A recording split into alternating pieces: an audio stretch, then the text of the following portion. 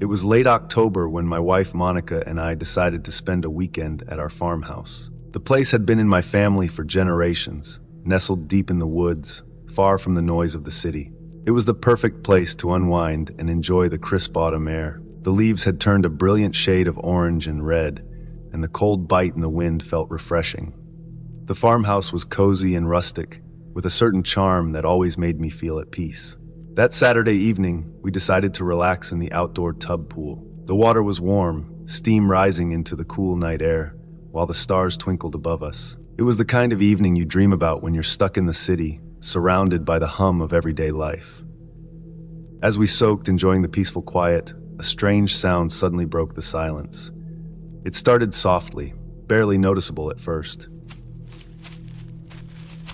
A faint crunching of leaves like footsteps. I turned my head, listening closely. "Did you hear that?"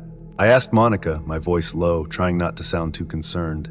She nodded, her eyes wide. "Yeah, I thought it was just the wind at first, but it sounds like someone's walking."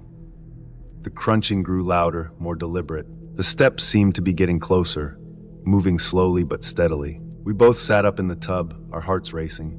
There was no reason for anyone to be out here, in the middle of the woods, especially at this hour. The only other house was miles away. "We should go inside," I whispered, feeling a sudden unease settle over me. We scrambled out of the tub, grabbed our towels, and rushed toward the farmhouse. My heart pounded in my chest as we ran, the cold air biting at our wet skin. Just as we reached the porch, a voice called out from behind us. "Stop, it's the police!" I froze. Monica froze. We both turned slowly to see two men in police uniforms emerging from the shadows.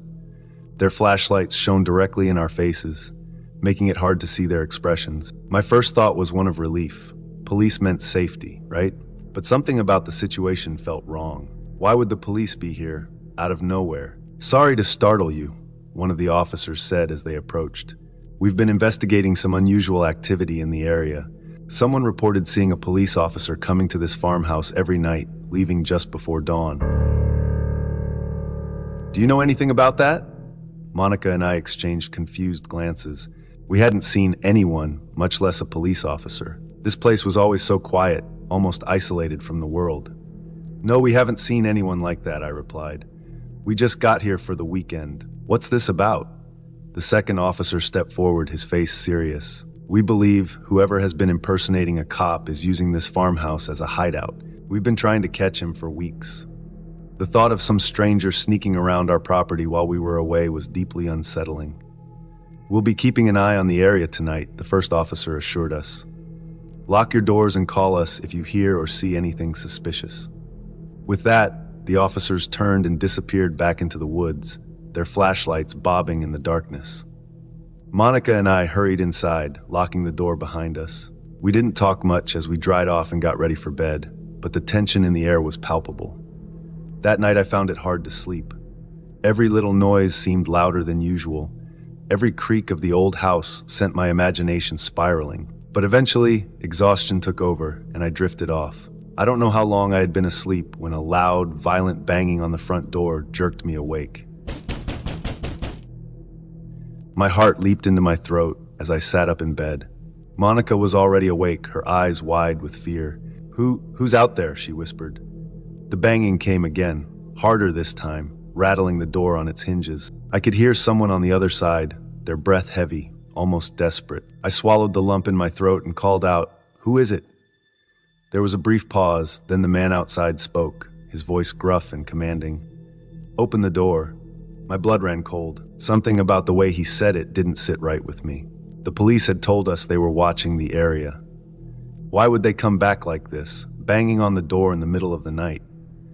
Monica grabbed my arm, her voice shaking. "Call the real police."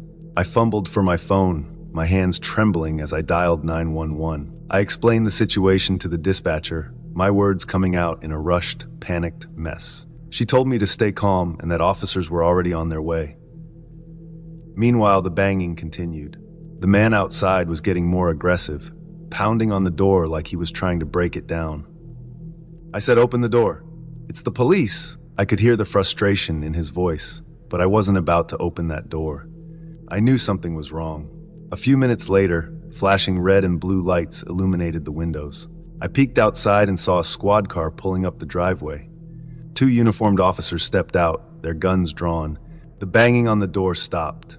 I heard a commotion outside, and then the real police burst through the front yard, tackling the man who had been pretending to be an officer. As they arrested him, I watched from the window, my heart still racing. The imposter was a tall, scruffy man in a fake uniform. His face was twisted in anger, but there was something else there too. Something darker, more unhinged. I shuddered, realizing how close we had come to letting him in. After the police left, taking the imposter with them, Monica and I sat in silence, trying to process everything. The farmhouse, once a place of comfort and peace, now felt like a stranger's home. We didn't sleep much that night, and when the sun finally rose, we decided to leave. That weekend was supposed to be a relaxing getaway. Instead, it turned into a nightmare, one that still haunts me every time I think about those footsteps in the woods, the voice outside our door, and how close we came to letting danger inside.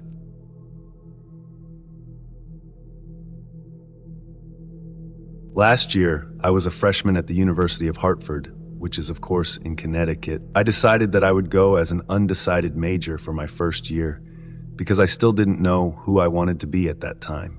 I am a very social guy, and I was interested in joining Greek life. I applied to rush one of the school's fraternities, which I will leave out the name. The first week was pretty simple. I had to get to know everyone who belonged to the fraternity and did a bunch of activities. The second week got more intense. This is where the hazing got started. The first ritual I did was chugging 4 cans of beer in under 2 minutes. I puked so much after finishing this and was so drunk. It was so embarrassing that the police were almost called on me because I was bothering other people. The second ritual was something nobody on this earth should ever have to go through. One night after finishing classes, I went straight to the frat house. It was the last day of rushing, and I was hoping I would get into this frat. I arrived at the house, and I already saw a bunch of members supposedly waiting there for me. The leader then said to me, "Follow us," and I obeyed without any questions asked. We were walking somewhere. I didn't know where we were going. The further I went, the more I realized that we were most likely going into the woods, and I was right. We stopped right at the beginning of the woods. I had no clue what they wanted me to do next. My first thought was that I was going to streak around the entire campus. I wasn't afraid to do so. People would be cheering after all. Sadly, I turned out to be incorrect. I remember that the leader gave me a blindfold mask and 2 other people tied it around my head. I then felt myself being put down on a mat. I didn't know what they were doing since I couldn't see anything. The next thing I felt was my legs and arms being tied with ropes to presumably around trees. What was going on? Then I heard someone count the number 5 down to 1, and after the number 1, I felt boiling water being thrown onto my body. I screamed like a madman. My screams were so loud that people from miles away could have probably heard me. They weren't done. This did this 2 more times, and each time it felt hotter. It felt like I was being thrown into lava. I then felt myself being untied and picked back up on my feet, and the blindfold was taken off of me. I saw every current member of that frat huddled up around me, all looking at me.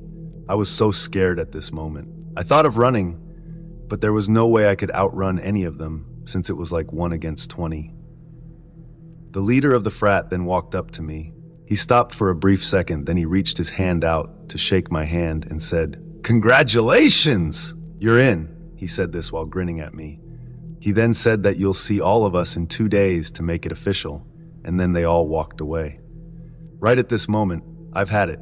I had no intention of joining their frat after what they had just done to me. Thankfully, I still had my phone on me, and I called 911 and told them everything.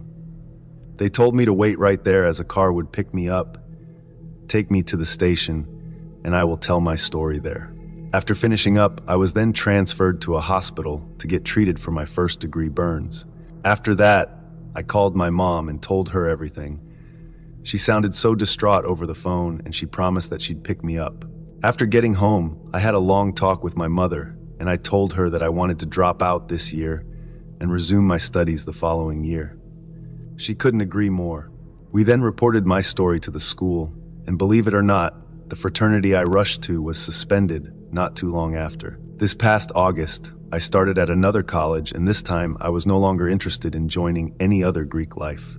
My advice to everyone watching is that you should not join any Greek life. You have to go through some embarrassing step-by-step activities to join one, and you have to pay all of them to be your so-called friends. It's pretty ironic to call it a brotherhood when it's nowhere near a brotherhood, more like the enemy. When I have kids in the future, I will not allow them to join any Greek life after what I have gone through. Before we get into the next story, if you come for the first time, please make sure to subscribe to our channel and press the bell icon for upcoming scary stories. We need your support. Please share these stories with your friends and family. Thanks. In 1960, I was just 10 years old and living in Schenectady, New York. I had a routine every Saturday that I looked forward to. My parents gave me a weekly allowance of $2, which felt like a lot back then. On Saturday mornings, I would pack my dad's old WOO2 duffel bag with my gym clothes, a towel, and lunch. Then, I would make my way across the Albany-Schenectady Road to the bus stop. The bus ride to Schenectady only cost 25 cents, and it was something I had grown used to. When I got to the YMCA, I had swim lessons for about an hour. It was a bit embarrassing because back then, we had to swim without any clothes on, but I didn't think much of it at the time. After the lesson, I would change into my gym clothes and head to the gym. I spent a couple of hours playing different sports, sometimes basketball, wrestling, or whatever was going on that day. It was always a fun time, and I liked keeping myself busy. Before leaving the YMCA, I'd stop at a vending machine for a bottle of Coke. It cost me around 15 cents to 25 cents, and I liked having it for later in the day. After grabbing my drink, I would walk uptown. Schenectady had two main movie theaters, the Proctor and the State. My favorite was the Proctor because it had a big balcony with a wrought iron railing. I liked sitting up there, even though I didn't have a great view of the screen from that height. Child tickets usually cost between 50 cents to $1, depending on the movie. I bought my ticket and made my way to the balcony like I always did. The theater was dimly lit, and I found a seat near the railing. I took out my Coke that I had bought at the YMCA. I didn't like buying drinks at the theater because they were too expensive, and I thought the fountain drinks there always tasted watered down.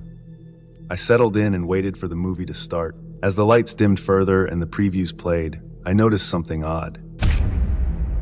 A man was sitting a few rows behind me, and instead of watching the screen, he was staring directly at me. At first, I tried to ignore it, thinking maybe I was imagining it. But each time I glanced back, his eyes were fixed on me. His stare was unsettling, and I started to feel nervous. I tried to focus on the movie, but it was hard to ignore the feeling that something was wrong. The man didn't seem interested in the movie at all.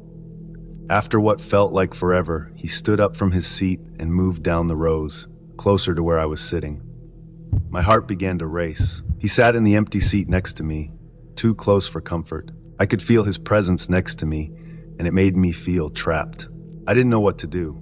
I was just a kid, alone in a dark theater with no one to help me. The man leaned in and whispered, asking me if I was alone or if I had come with my family. His voice was low, almost too soft to hear, but the question sent a wave of fear through me. I knew something wasn't right.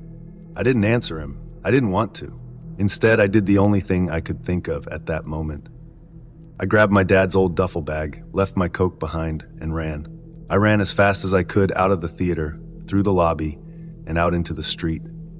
My heart was pounding and my legs felt shaky, but I didn't stop. I kept running, not daring to look back, until I was far enough away that I felt safe again. When I finally slowed down, I was out of breath, but I was relieved to be away from that man. I wasn't sure what his intentions were, but I knew that leaving was the right choice. I didn't go back to the theater that day. Instead, I made my way home, my mind still racing from the encounter. When I got home, I told my family what had happened. I didn't leave out any details. I told them about the man staring at me, how he moved closer, and how he asked if I was alone. My parents were worried but also proud that I had trusted my instincts and left when I felt uncomfortable. They told me I had done the right thing by running away. That day stayed with me for a long time. It was the first time I had ever felt real fear from another person. Even though nothing bad actually happened, it was the possibility that something could have happened that haunted me. I never saw that man again, But after that day, I was always more careful when I went places alone. I would always check to see who was around me, and I would listen to that inner voice that told me when something didn't feel right.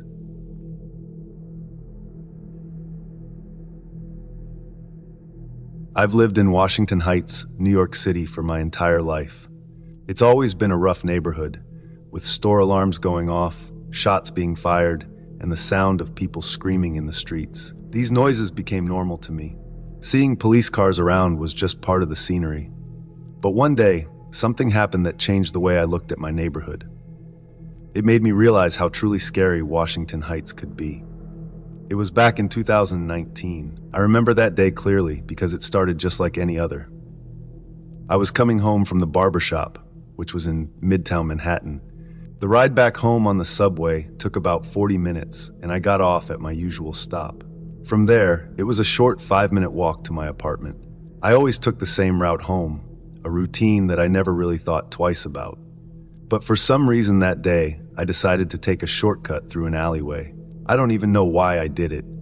It was just a spur-of-the-moment decision. As soon as I stepped into the alley, a terrible smell hit me.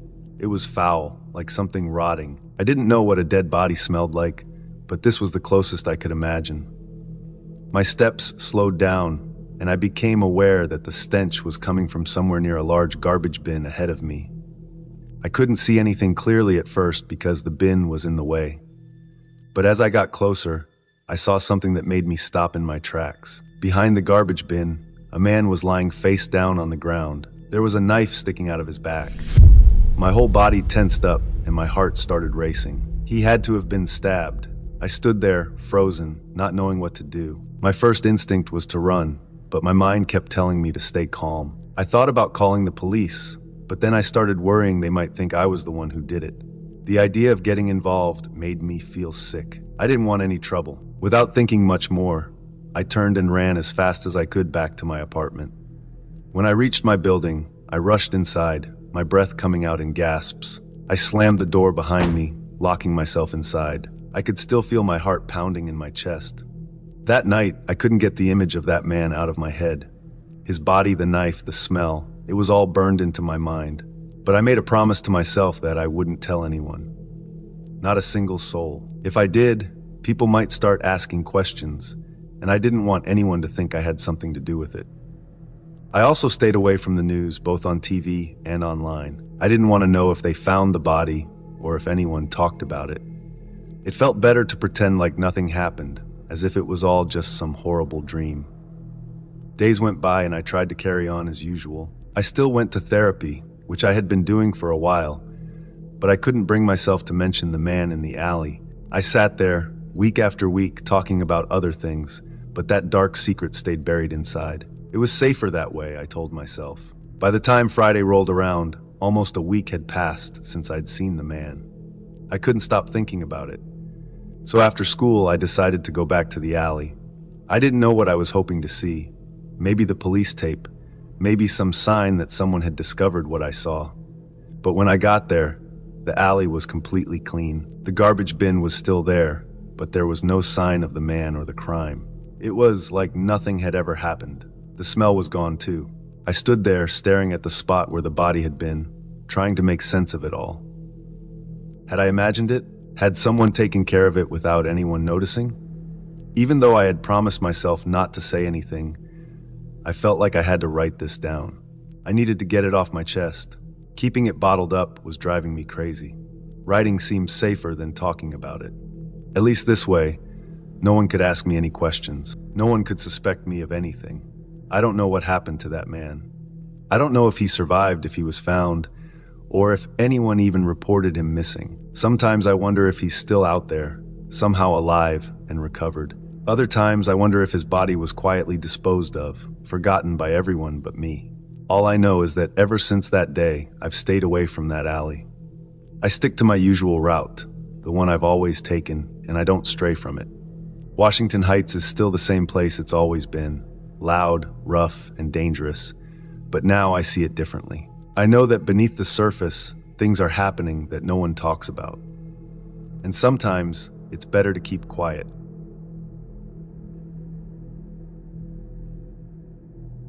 My name is Camden, and I'm 21 years old now.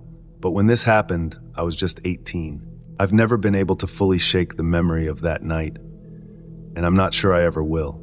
My twin sister, Claire, and I were working our usual closing shift at Buffalo Wild Wings, just like we did most nights. It was a normal shift, nothing out of the ordinary. We were used to the busy atmosphere, the smell of fried wings, and the sound of sports on every TV. When our shift was finally over, Claire and I clocked out, eager to get home and rest. It had rained earlier that day, so the roads were still slick and wet. That's something I remember very clearly now, though. At the time, it was just another detail in a day full of them. We climbed into my old 1998 Ford Ranger, a truck that had seen better days, but always seemed reliable. I pulled out of the parking lot and we began the short drive home. It was late, past midnight, and the streets were mostly empty. Everything seemed peaceful. We had about 10 minutes left until we'd be home. The first thing I noticed was how quiet it was. There wasn't much traffic, just the sound of rainwater running in the gutters and the occasional flick of the windshield wipers. Claire and I weren't talking. She was probably tired, and so was I. We had been through the same routine hundreds of times. But that night felt different, though I couldn't put my finger on why. About 10 minutes into the drive, just as we were nearing home, something went wrong. The back tires of my truck lost traction. One moment, I was steering normally, and the next, the truck was slipping sideways on the wet road. My heart jumped into my throat. I gripped the steering wheel hard, trying to regain control, but it was too late. The truck spun out of control, the wheels skidding over the slick asphalt. I remember the sound of the tires screeching and the sight of the world spinning in front of my eyes. The truck crashed into something, a brick wall. The impact was loud, and everything felt like it was happening in slow motion. I heard Claire scream, and then we flipped. The truck rolled twice. I can't explain how terrifying it feels to be upside down, not knowing when or if it's gonna stop. When the truck finally settled, I was disoriented but conscious. The air was filled with the sharp smell of gasoline and the sound of the rain tapping on the crumpled roof of the truck. My first thought was of Claire. I turned to her, panic coursing through me. "Claire, are you okay?" I asked, my voice shaky. She groaned, clearly hurt, but she was alive. That was enough for me at that moment. I checked myself. Everything hurt, but I didn't feel anything broken.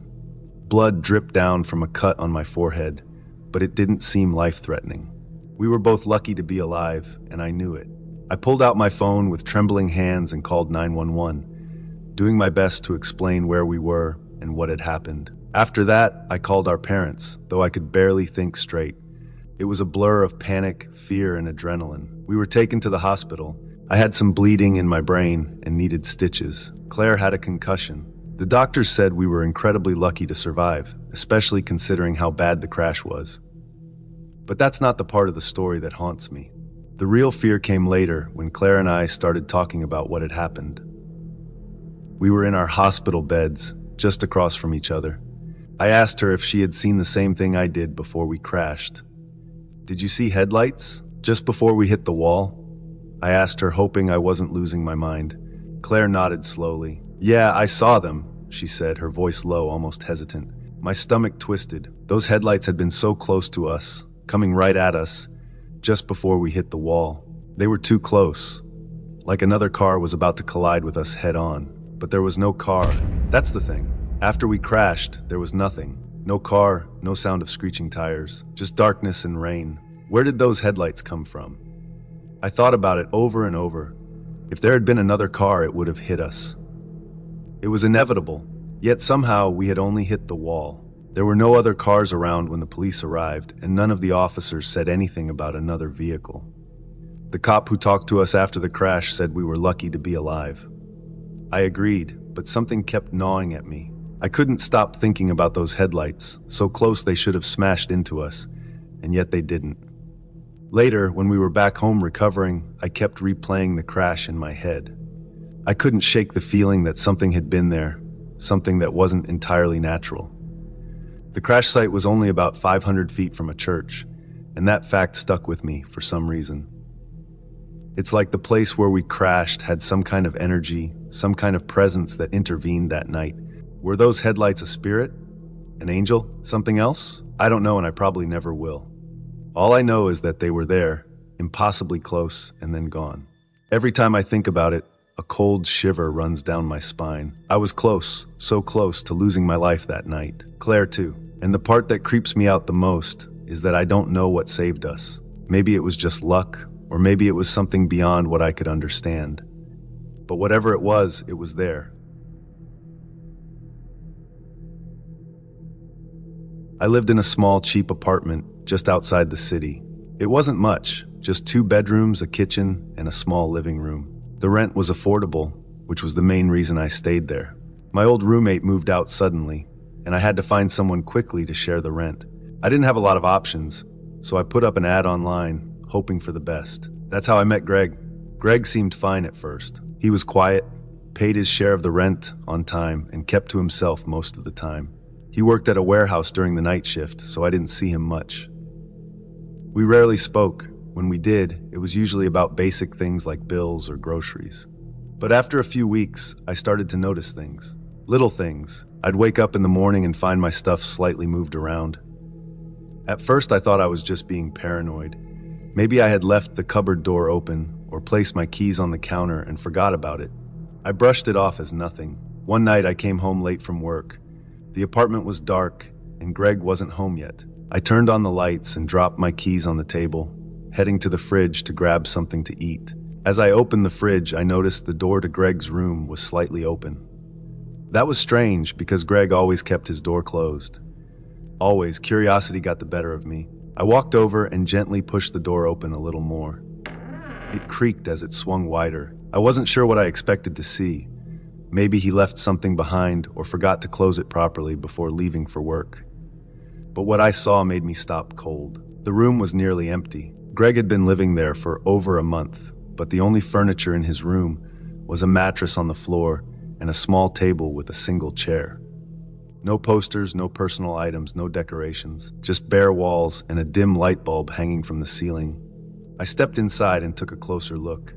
There were strange marks on the walls, almost like scratches. They were faint but noticeable, crisscrossing the surface like someone had dragged their nails across the paint. A cold feeling settled over me, and I quickly backed out of the room, closing the door behind me. The next few days, I couldn't shake the weird feeling. Greg continued his usual routine, quiet, distant, and only around at night. But now I couldn't stop thinking about that empty room and those strange marks on the walls. Something about it didn't feel right. One night, I woke up to the sound of whispering. It was soft, almost like someone talking just outside my door. My heart raced as I sat up, straining to hear. The whispering was faint, but I could tell it was coming from Greg's room. I got out of bed and tiptoed to my door, pressing my ear against it. The whispering stopped. I held my breath, waiting to hear it again. But there was only silence. I waited for what felt like hours before finally deciding to go back to bed. As I lay down, I couldn't help but wonder if I had imagined it. A few nights later, I came home to find Greg sitting in the living room, something he rarely did. He was staring at the TV, but it wasn't turned on. The room was dark, and the only light came from the hallway. I greeted him, but he didn't respond. His eyes were locked on the blank screen, unmoving. I forced myself to act normal. "Hey, Greg," I said again, a little louder. Still nothing. I slowly backed away, heading to my room and locking the door behind me. That was the first time I started to feel afraid of Greg. The following morning, I decided to confront him. I couldn't keep living like this, feeling uneasy in my own home. I knocked on his door, but there was no answer. I knocked again, louder this time. Still nothing. I hesitated, then slowly turned the knob. His room was empty. The mattress, the table, and the chair were gone. The walls were bare, but the strange marks were still there, more visible now in the daylight. It looked like they had been carved into the walls, deep and jagged. I panicked. Greg was gone, and there was no trace of him anywhere. I checked the entire apartment, but it was like he had never existed. I tried calling his phone, but the number was disconnected. I had no idea where he went or why he left so suddenly. That night, I couldn't sleep. I lay in bed, staring at the ceiling, listening to every creak and groan of the apartment. Around 3 a.m., I heard the whispering again. This time, it was louder and clearer. It was coming from right outside my door. I bolted upright, my heart pounding in my chest. The whispering grew louder, like someone was standing just on the other side of the door. talking to themselves in a low, frantic voice. I couldn't make out the words, but it was unmistakable. I grabbed my phone and called the police. I told them I thought someone was inside the apartment. They arrived within minutes and searched the entire place. There was no one there, no sign of forced entry, no evidence that anyone else had been inside. But the whispering continued. Every night, just outside my door. I tried to ignore it, telling myself it was all in my head. A few weeks later, I moved out. I couldn't stay there any longer. Whatever Greg had brought with him, whatever had happened in that room, it wasn't gone. And I wasn't going to stick around to find out what it wanted.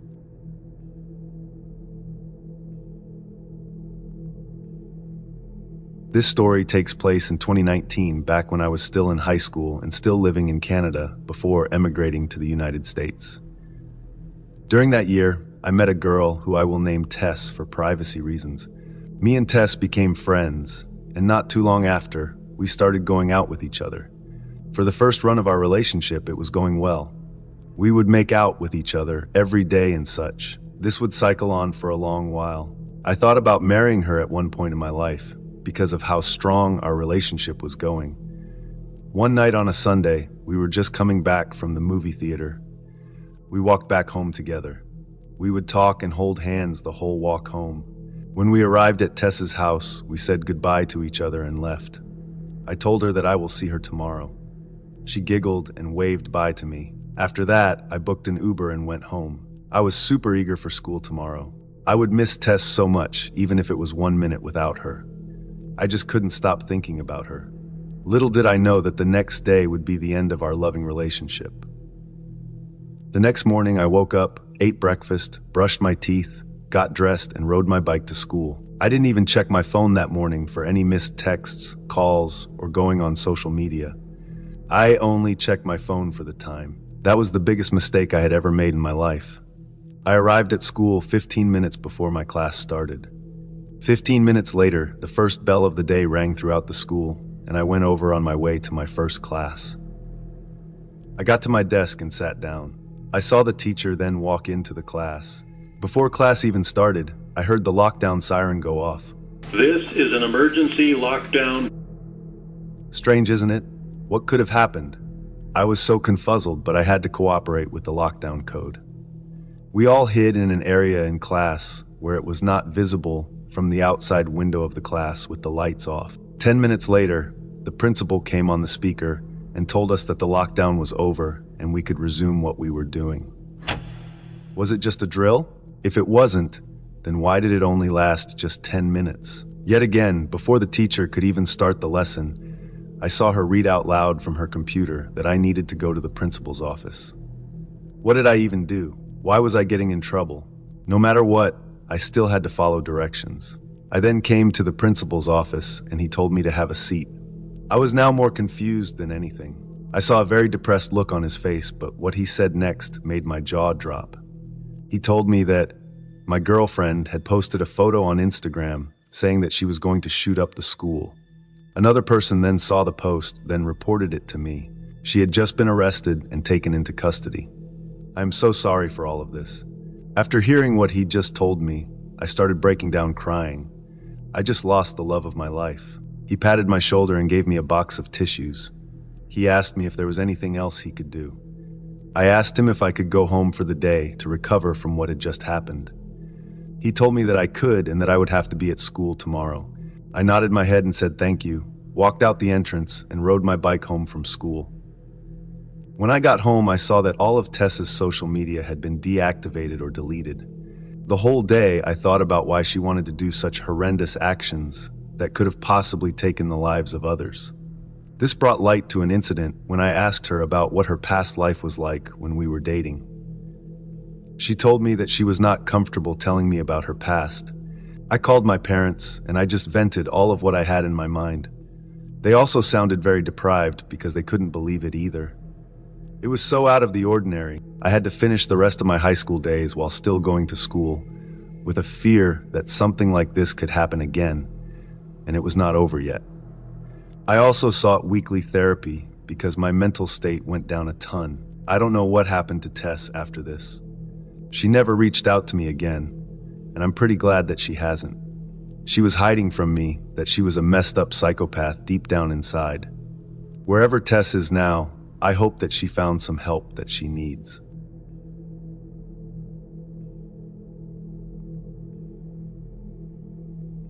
I work as a bartender at a local bar, and most days my job is pretty routine. But now and then something happens that shakes me up, a dark moment, like the one I'm about to tell you. One afternoon, as I was wiping down the counter, the phone rang. I didn't think much of it, just part of the job. Picking it up, I gave the usual greeting. "Hi, this is Jake at the Roost. How can I help you?" The voice on the other end was gruff and to the point. "This is Bigby. I'm a sheriff, and I'm looking for a guy named Woody. Big guy who has a beard and usually wears a flannel.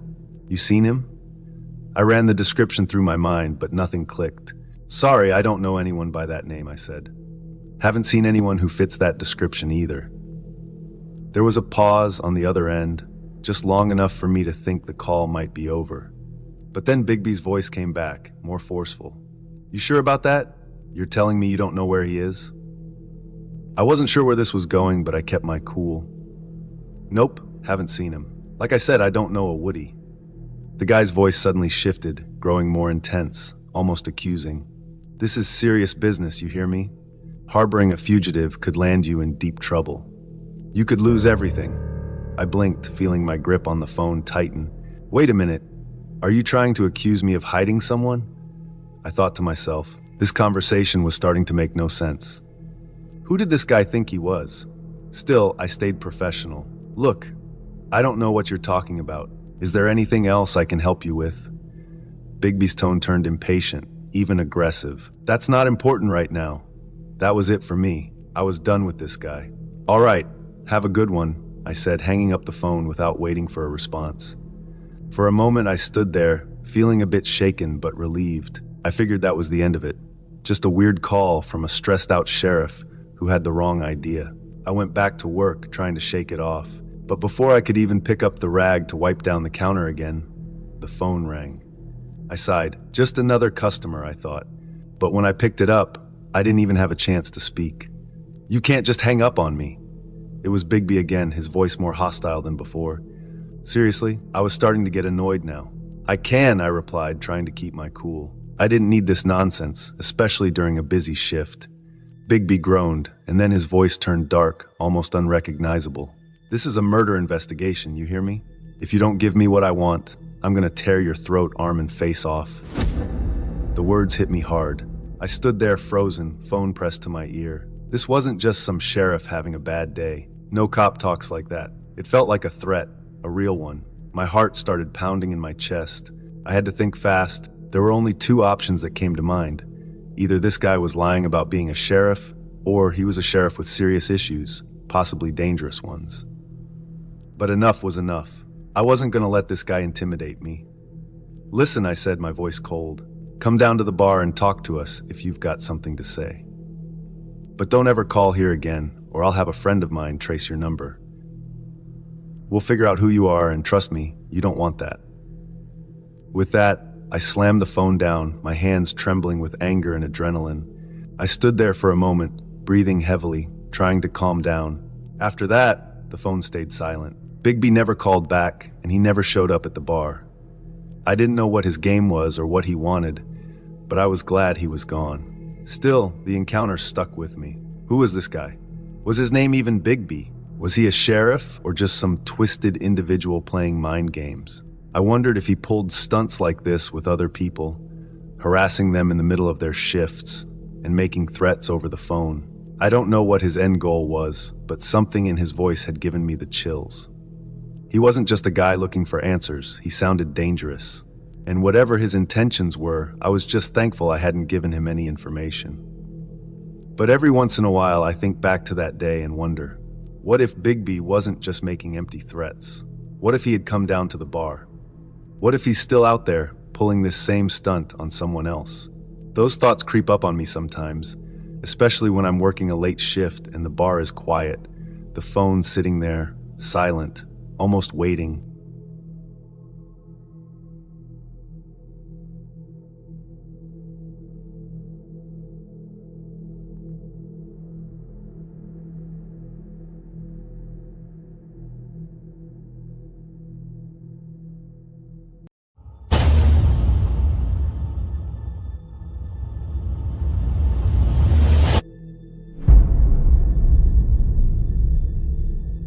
my wife Catherine passed away, my world shattered. I was left alone to care for our 3-year-old daughter, Alina. She was my little princess, the only light left in my life. But grief doesn't pause life, and I had a business to run. I knew I couldn't do it all, so I decided to hire a babysitter to look after her during the day. I was careful in choosing someone. Interviews, background checks, references. I went through it all. That's how I found James. He was young, polite, and had experience working with kids. Alina seemed to like him right away, which eased my worries. I thought I had made the right choice. One evening, about 2 months after James started, I worked late. It wasn't unusual, sometimes deadlines piled up. By the time I drove home, it was almost midnight. As I pulled into the driveway, something felt off. James's car wasn't there. At first I thought maybe he had taken Alina to a late-night outing. But that didn't make sense. Why would he take her out so late? My stomach began to knot as I stepped out of the car. The house was dark. No lights in the windows, no sound from inside. I unlocked the door and rushed in, calling, "James? Alina?" No answer. I searched every room, upstairs, downstairs, the backyard. I looked everywhere. The house was completely empty. Alina's toys were scattered across the living room like she'd been playing, but there was no sign of her. I tried calling James, but his phone went straight to voicemail. Panic clawed at my chest. Where were they? I called the police. My hands were shaking so badly, it took me 3 tries to dial the number. When they answered, I could barely get the words out. My daughter, she's gone. The babysitter, he's gone too. The dispatcher assured me help was on the way. Within minutes, officers arrived. They asked me dozens of questions. What time did I leave work? When did I last see James? Did he say anything unusual? I told them everything, though my mind was a whirlwind of fear and confusion. "We'll find them," one of the officers promised. "We'll issue an Amber Alert for your daughter." Those words gave me a sliver of hope. But the night dragged on, and with each passing hour, the knot in my stomach tightened. Where was my little girl? 3 agonizing days later, the police called. They had found James. Relief flooded me. Finally, I'd get answers. But my heart sank when they said, "We don't have your daughter." I went to the station immediately. They had James in custody, but he refused to meet my eyes. He looked different, shifty, nervous. "Where is she?" I demanded. "What did you do to my daughter?" The officer stepped between us. "He claims he sold her." The words hit me like a punch to the gut. I stared at James, disbelief and rage boiling inside me. "You sold her? She's a child. What kind of monster are you?" James muttered something, but I couldn't hear him over the blood pounding in my ears. The officer explained that James had sold Alina for $10,000 to someone living in a remote cabin in the forests of Alaska. "Who is this person?" I asked, my voice trembling. "How do we get her back?" The police assured me they were already working on it. They had a lead on the cabin and were coordinating with local authorities in Alaska. But the process was slow, too slow. Every moment that passed felt like a lifetime. The weight was unbearable. I couldn't sleep, couldn't eat. All I could think about was Alina. Was she scared? Was she crying for me? The thought of her in the hands of some stranger tore me apart. After 2 more days, the police finally had news. They had found the cabin deep in the woods, nearly an hour from the nearest town. It belonged to an elderly woman who lived there alone. When the officers entered the cabin, they found signs of a child, small clothes, and a toy bear that looked just like one Alina had. My heart raced as they described what they found in the basement. A locked room with no windows. And inside my daughter, I flew to Alaska as soon as I could. Seeing Alina again was the most emotional moment of my life. She was scared and confused, but physically unharmed. I hugged her tightly, promising never to let her go again. The woman who took her, however, was a different story. The police arrested her on the spot. She claimed she had bought Alina to raise as her own, as if that excused her actions. Her cabin was filled with strange things, old dolls, locks of hair in jars, and photos of children. It sent chills through me to think about what could have happened if the police hadn't found her in time. Alina doesn't talk much about what happened in that cabin. I don't push her to. She's slowly adjusting, but the spark in her eyes isn't as bright as it once was. I've enrolled her in therapy, hoping it will help her heal. As for me, I can't stop blaming myself.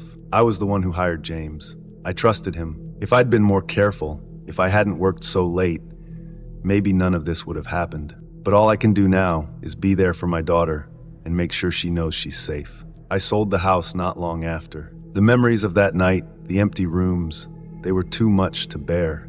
Alina and I moved to a new town, far away from where it all happened.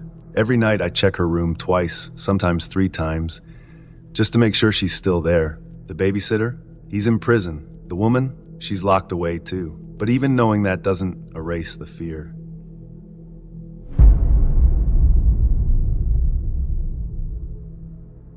Thanksgiving used to feel like home. The smell of roasted turkey, Sam's goofy jokes, and the warmth of family around the table, it was always something I looked forward to.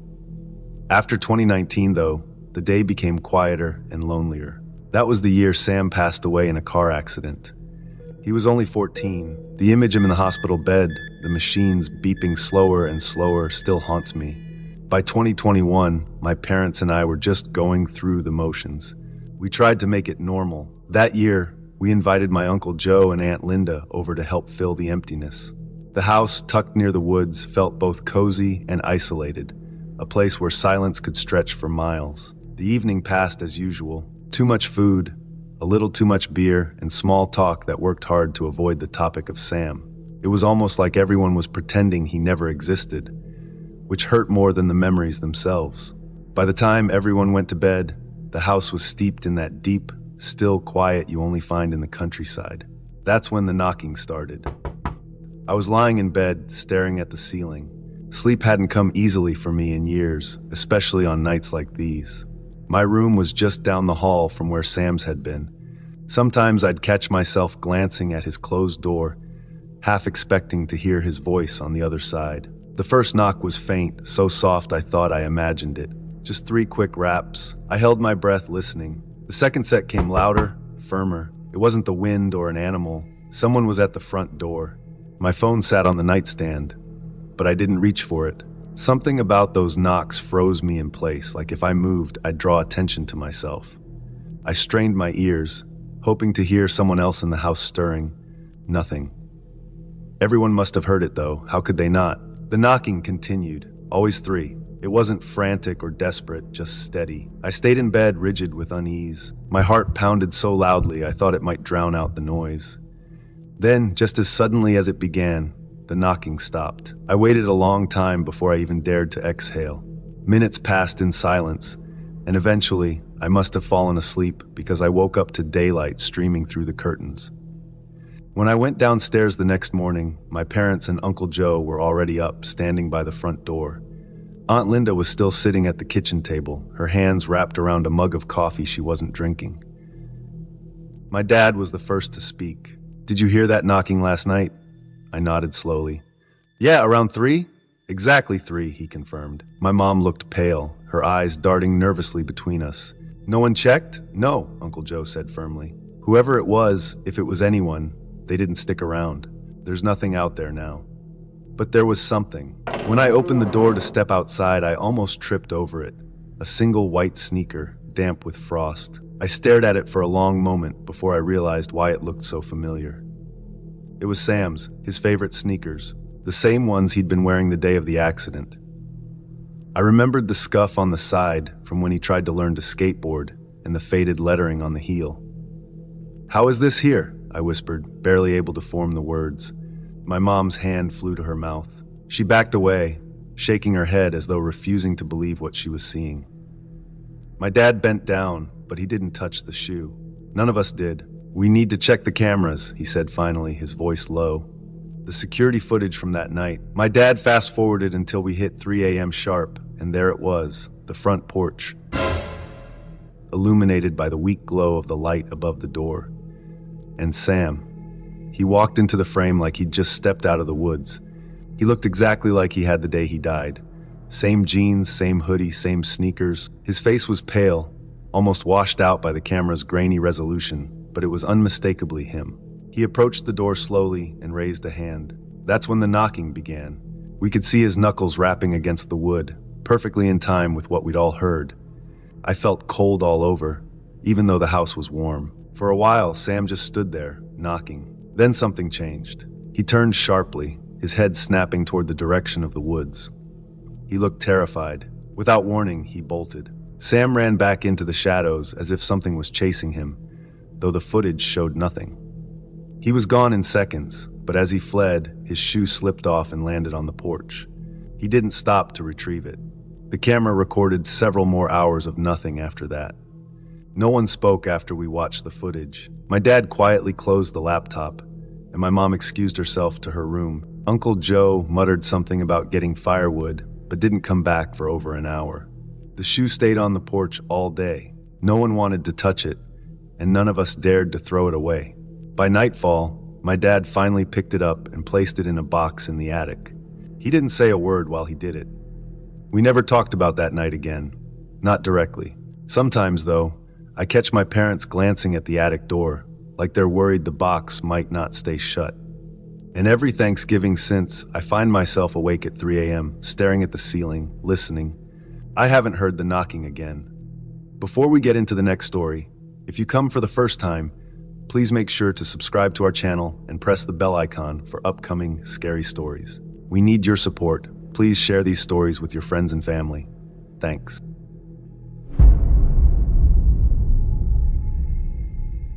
My name is George, and I work as a police officer for the Shenandoah County Emergency Communications Center in Strasburg, Virginia. Becoming a police officer wasn't my first choice in life. I graduated college with dreams of becoming an actor. I auditioned for TV shows and movies, hoping to land a role that would kickstart my career. But luck wasn't on my side, and eventually, I had to find a stable job to pay the bills. That's how I ended up in law enforcement. It's not glamorous but steady, and most days are routine. My shifts are usually manageable, writing tickets, responding to minor disturbances, or occasionally making arrests. Most incidents end without much trouble. But one night last December, I faced something that shook me deeply. It's a night I'll never forget. It was late, nearing midnight, when a 911 call came into the center. A woman reportedly acted erratically and damaged property at the Ramada by Wyndham Hotel. I was dispatched to handle the situation. These calls aren't uncommon, especially during the holidays when tensions run high. Still, I couldn't have predicted what was waiting for me. When I arrived at the hotel, the parking lot was eerily quiet except for a single figure, a woman. She was barefoot and clutching something in her hand. It looked like it didn't belong to her, but I couldn't tell what it was. Her movements were jerky, and her whole demeanor screamed distress. I approached cautiously and called out, telling her she was safe and asking her to come over to me. She glanced at me, her eyes wild. "Are you going to take me to jail?" she asked suddenly. Before I could answer, she lunged toward me. I instinctively stepped back, trying to grab hold of her, but she slipped away. Then, without warning, she turned and bolted. I shouted for her to stop, but she didn't listen. I pulled out my taser and gave chase. She disappeared behind a dumpster for a moment, and I lost sight of her. My heart pounded as I scanned the area. Then she reappeared, darting out from the shadows. I resumed the chase, but I was already slowing down, out of breath. I'll admit it, I'm not in the best shape, and it was catching up to me. By the time I got back to my patrol car, the woman was there too. This time she wasn't running away. She was coming straight at me. Her hands swatted at the air as she moved closer. I raised my voice, commanding her to stop. "Get back!" I shouted. "I don't want to hurt you." But she kept coming. I pulled out my taser again and deployed it. Nothing happened. I tried a second time, but it still didn't work. My frustration mounted as the situation spiraled further out of control. Suddenly, she lunged again and grabbed my radio receiver. In the struggle, I fell backward onto the asphalt, and she fell too. She scrambled to her feet, her pants slipping down and exposing her underwear. It was a surreal moment, but I had no time to process it. She held onto my radio and came toward me, wrapping the cord around my neck. I gasped for air as the cord tightened. Panic surged through me. I reached for my baton, swinging it at her leg to get her off me, but she was relentless. She managed to snatch the baton from my hands and struck me in the head with it. Pain shot through my skull, and I felt myself growing desperate. We separated briefly, and at that moment, I drew my firearm. My hands trembled as I raised it, aiming at her chest. "Stop!" I yelled, my voice cracking. "I don't want to shoot you." She didn't stop. She kept coming, her face a mask of fury and desperation. I took a step back, my mind racing. Then, in a split second, I pulled the trigger. 4 shots rang out, echoing in the cold night air. She stumbled, her body jerking with each impact, and then collapsed onto the ground. She lay there, motionless at first. Then she started to move slightly before going still. I kept shouting for her to stay down, but there was no response. My chest heaved as the adrenaline coursed through me. I grabbed my radio, thankfully still functional, and called for backup. When the other officers arrived, I was still standing there, shaken and fighting back tears. I couldn't stop replaying the scene in my mind. Why'd she make me do that? I muttered to myself over and over. I've never been a violent person. I became an officer to help people, not to take lives. But in that moment, it was her life or mine. One of the officers, David, rushed to the woman's side and began performing CPR. He worked tirelessly for over 6 minutes, trying to keep her alive until the paramedics arrived. I watched in silence, guilt weighing heavily on me. No matter how much I told myself it was self-defense, the act of pulling that trigger felt like a failure. The paramedics arrived and rushed her to the hospital. Hours later, we got the news. She hadn't made it. Her name was Melissa Tompkins. She was 40 years old, homeless, and battling severe mental illness. She was also under the influence of methamphetamine that night. The days that followed were a blur. There were investigations, interviews, and endless paperwork. I was cleared of wrongdoing. My actions were deemed justified, but that didn't ease the ache in my chest or the nightmares that came later. I'm still working as a police officer today. Since that night, nothing nearly as chaotic has happened on my shifts. I carry on, but the memory of that night lingers. It's a reminder of the unpredictability of this job and the weight of the decisions we sometimes have to make.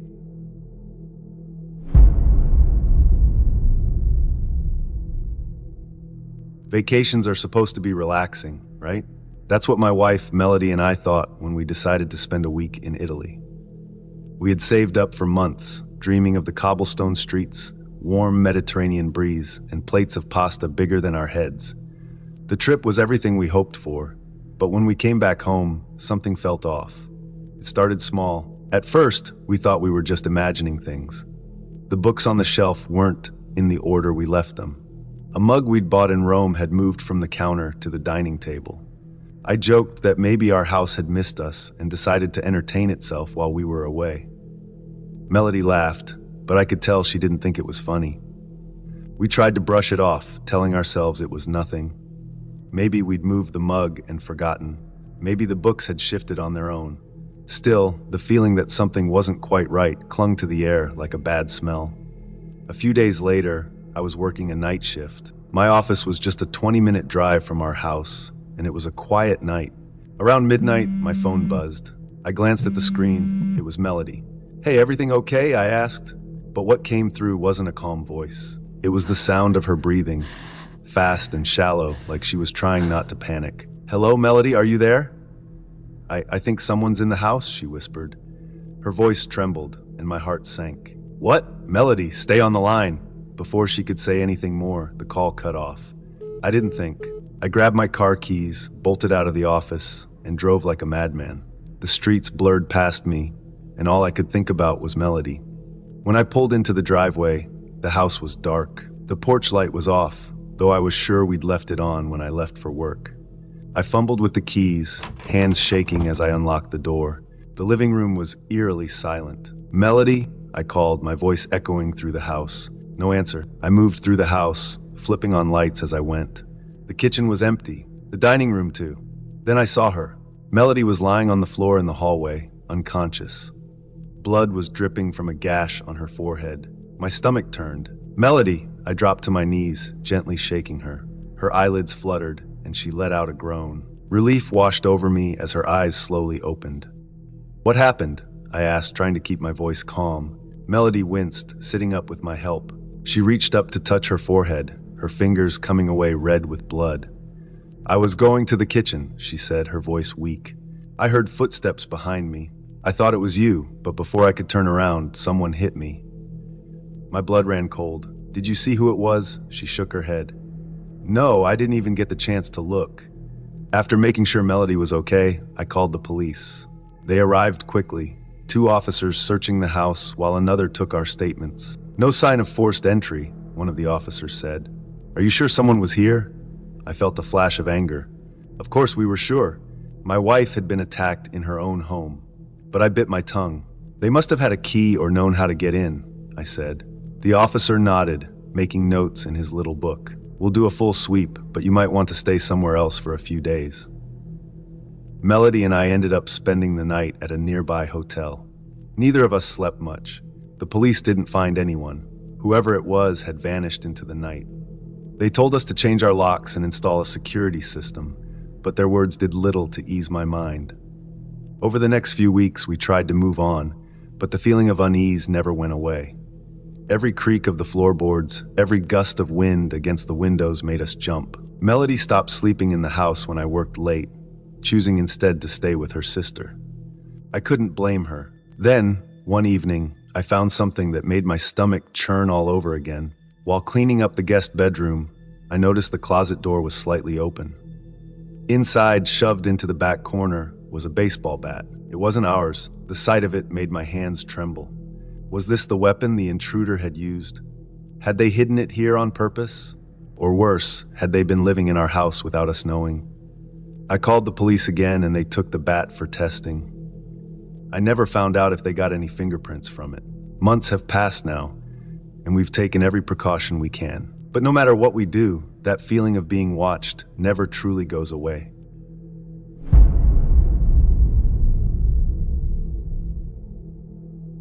I'll never forget the time when I almost lost my life in 2022.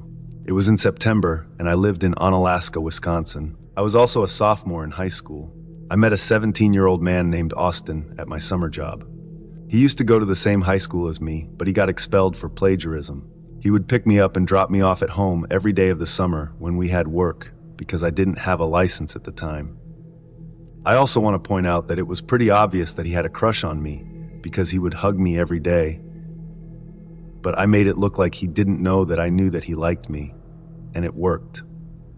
I didn't feel the same way as he did. We were now into like the second or third week of school, and I was still settling in because I still had summer blues. It was the end of the night, and me and Austin were driving home from a party that a kid from school threw.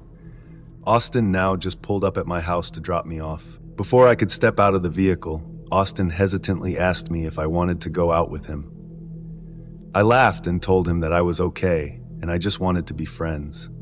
He then said right with a frown on his face. We then waved and said bye to each other. I then went inside my house, took off my shoes, changed into my pajamas, brushed my teeth, and was ready to go to bed. Before I could even go to bed, I got a text from a friend. I unlocked my phone, and what I read on my screen will forever haunt me in my dreams. It was a long paragraph about how Austin had been secretly taking photos of me while I was sleeping in my bed through my window. I would sometimes leave the shades to my window open because no moonlight or streetlights ever came through the window. I also saw the photos of me sleeping. The reason how my friend found out is because Austin bragged to her about this through text. He also had a photo album of it that was labeled, "The Love of My Life." Right there and then, I felt like a needle was going through my heart. Realizing his obsession with me, I sent him a text in all caps telling him to never contact me again. He then said he was sorry for playing the victim card. I felt like screaming after reading his text. I sent him another text saying to him that he needed to lose my number, and next, I blocked him. I wasn't feeling tired now, so I went to go take some melatonin and Benadryl so I could fall asleep quicker, and it worked, but not for long. I don't know what time it was, but I woke up to the sound of my window shattering. I couldn't react quickly, and right in front of me, there he was. Austin! Before I could see what was in his hand, I felt my face being stabbed with a knife. I started to cry and scream, and about 5 seconds later, I heard my dad scream out in the hallway, "What the hell is going on?" That's when Austin managed to escape through the broken window. Next, my father came storming into my room, and he had a look of terror on his face. He was feeling a mixture of sadness and anger, and he started hugging me, asking if I was all right and what had just happened. I was honest with him and told him that I wasn't fine or safe, and that boy Austin had broken through my window and started attacking me with a knife.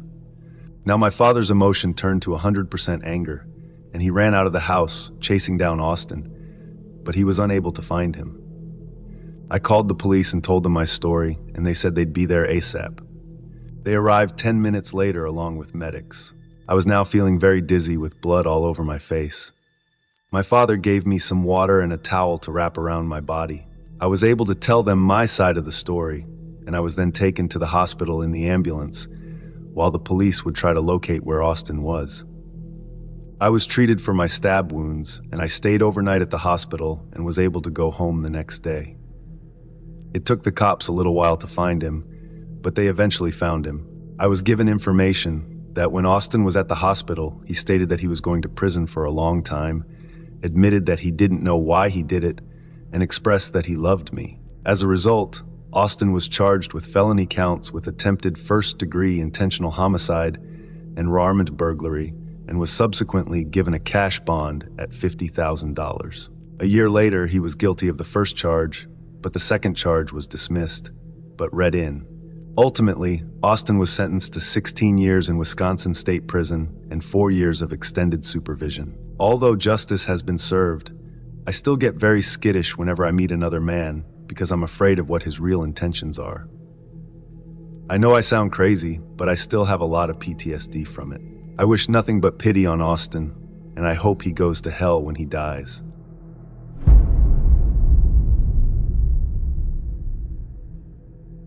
When my father remarried, I decided to return home for Thanksgiving to meet my new stepmom and her 2 sons. I hadn't spent much time with them before, but I wanted to give them a chance. It was only a 90-minute drive, so I arrived mid-morning. The house looked the same, though my father had offered to sell it and buy something larger to accommodate the new family. But his new wife insisted they keep the house. Later I'd understand why. She wanted the space to herself. She had no interest in my sister or me coming home. When I stepped inside, I was met with a cold welcome. My stepmom's smile didn't reach her eyes. "What can I do to help?" I asked, trying to sound cheerful. "I don't need any help," she replied curtly.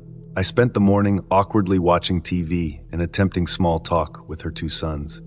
The younger one, only 13, seemed nice enough, but the older one, 18, had a sharpness to him that made me uneasy. He stared too long, smirking at odd moments as though he knew something I didn't. Around noon, my stepmom called her eldest to carve the turkey, but my dad stepped in, saying he'd handle it. He began cutting into the turkey, then frowned. "It's not done." My stepmom's face darkened. "This oven must be broken," she snapped. My dad shrugged and put the turkey back in. The air felt thick with tension as we waited. The meal that followed was bizarre. The food was poorly prepared, half-cooked turkey, dry dumplings, and sides that were barely edible. My stepmom sat at the head of the table, watching us eat with an expression I couldn't place. When I asked about dessert, she gave a sharp laugh. "We don't need it," she said coldly. As I left that day, her parting words stayed with me. "Next time, call before you come." Months passed, and my father grew distant. Calls with him were short and strange, his voice weak and unsure. When my sister called, concerned about his health, I decided to visit again. When I arrived, the house felt darker somehow, the atmosphere heavier. My stepmom answered the door, her smile even more forced than before. "Dad's not feeling well," she said, blocking the door. "I'd like to see him," I insisted. She hesitated, then stepped aside. I found my father in the living room, slumped in his chair. His skin was pale, and he looked thinner than I'd ever seen him. "Dad, what's going on?" I asked, sitting beside him. "Just tired," he murmured. "Have you been to the doctor?" "He doesn't need that." My stepmom cut in sharply from the doorway. "I'm taking care of him." Her tone sent a chill through me. Determined to help, I offered to make tea and went into the kitchen. As I searched for the tea bags, something caught my eye on the counter.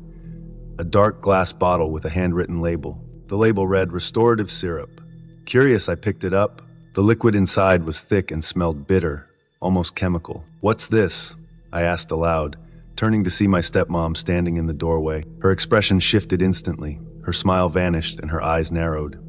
"That's for your father," she said quickly, stepping forward to take the bottle from me.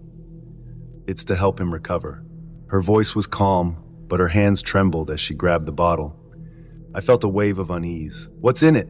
I pressed. Her face hardened. "Vitamins. It's none of your business."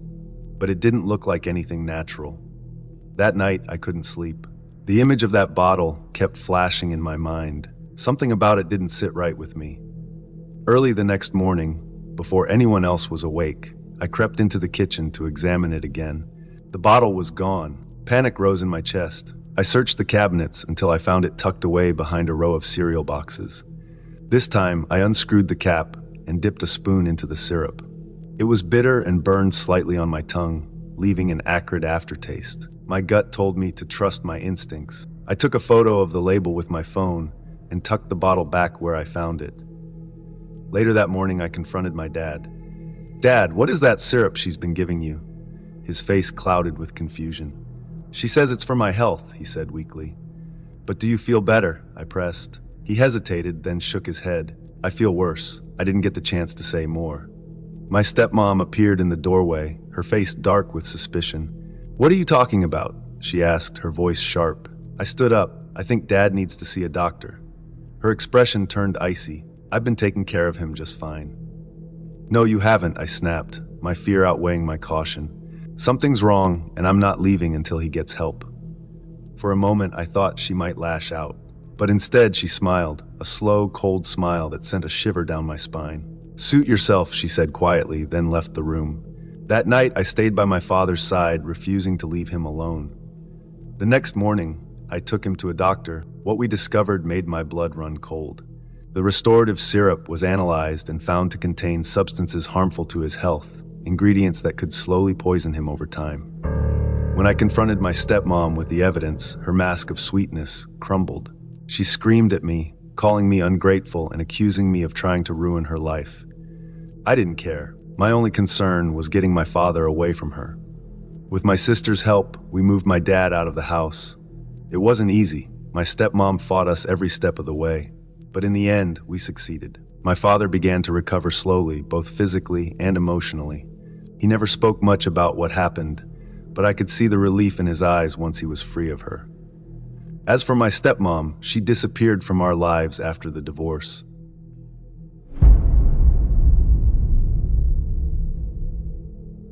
Traveling for work had always been part of my routine, but this trip from London to New York was different.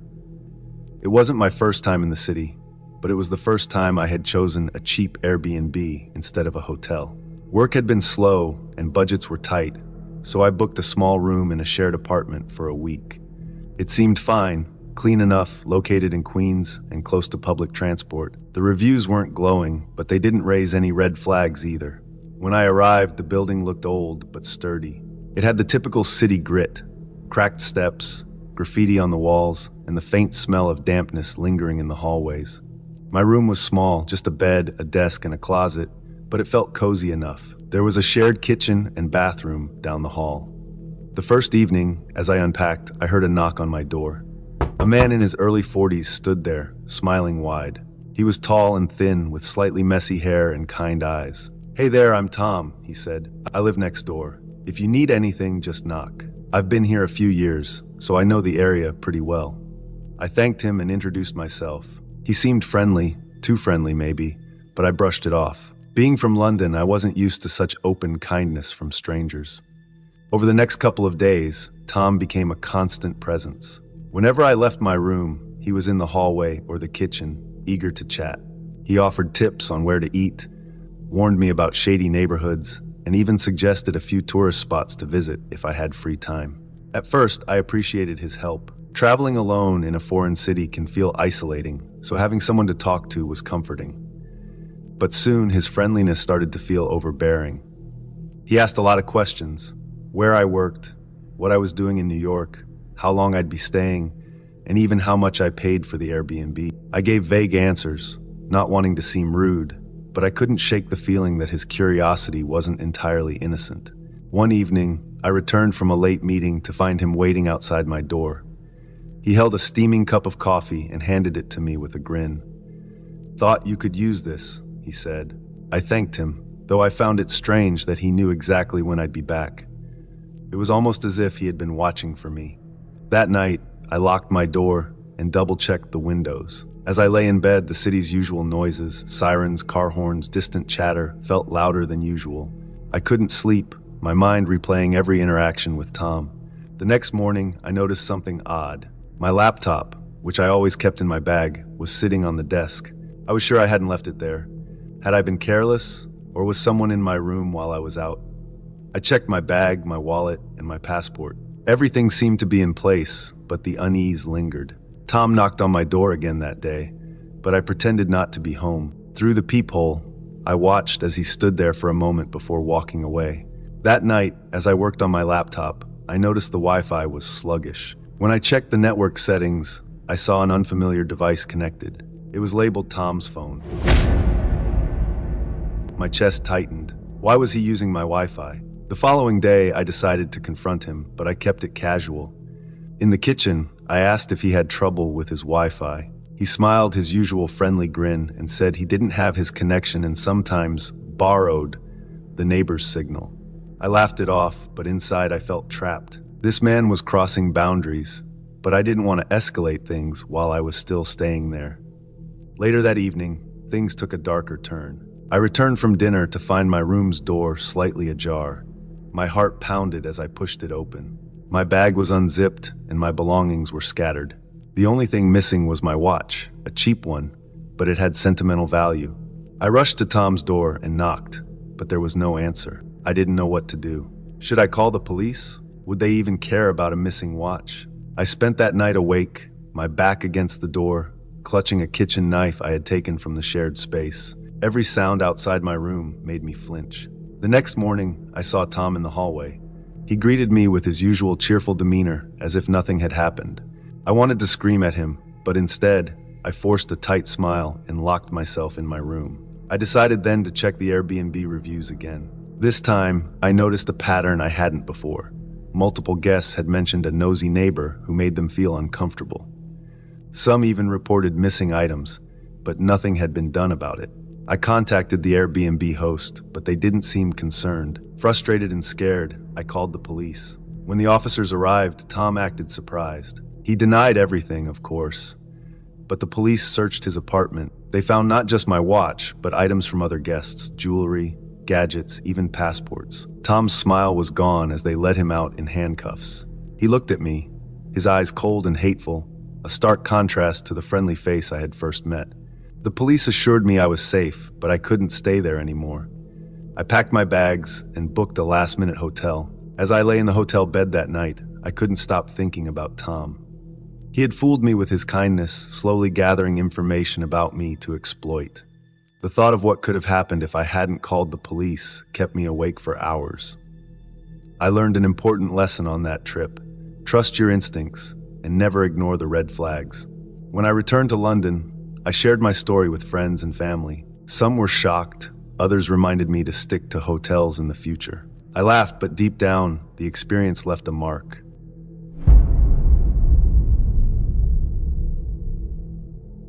When I was a little girl, I attended a church in my neighborhood. The church wasn't large, and the building wasn't particularly impressive, but there was something special about it. It was the music, the soft prayers, and the sense of community that made me feel at peace. I enjoyed going there every Sunday, listening to the pastor, and feeling surrounded by warmth. The pastor at first seemed like a kind, approachable man. He had a gentle voice and a way of making everyone feel important. He would speak to the congregation with passion and a deep belief in the goodness of the church, and I admired him for that. But as time passed, I began to feel uneasy, though I didn't understand why.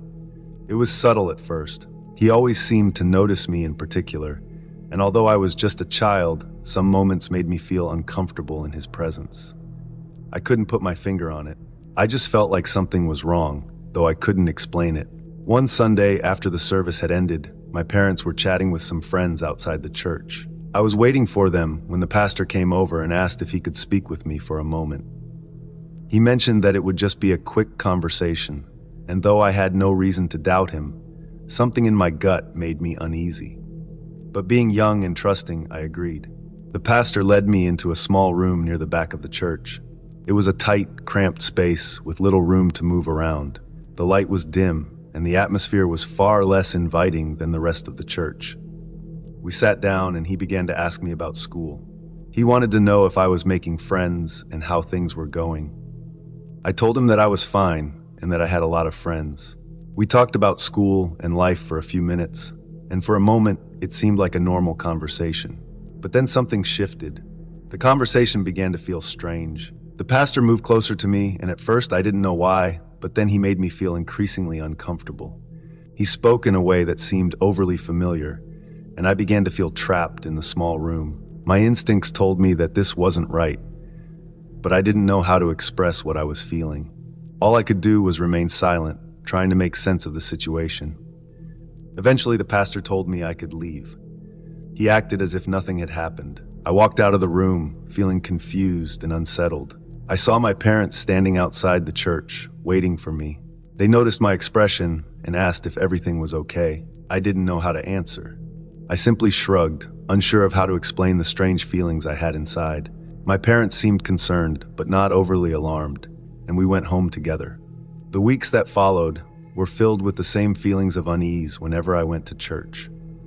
I continued to attend, but I began to notice the pastor acting strangely toward me, making me feel uncomfortable every time we interacted. He no longer spoke to me directly, but his presence lingered, and I couldn't shake the feeling that something wasn't right.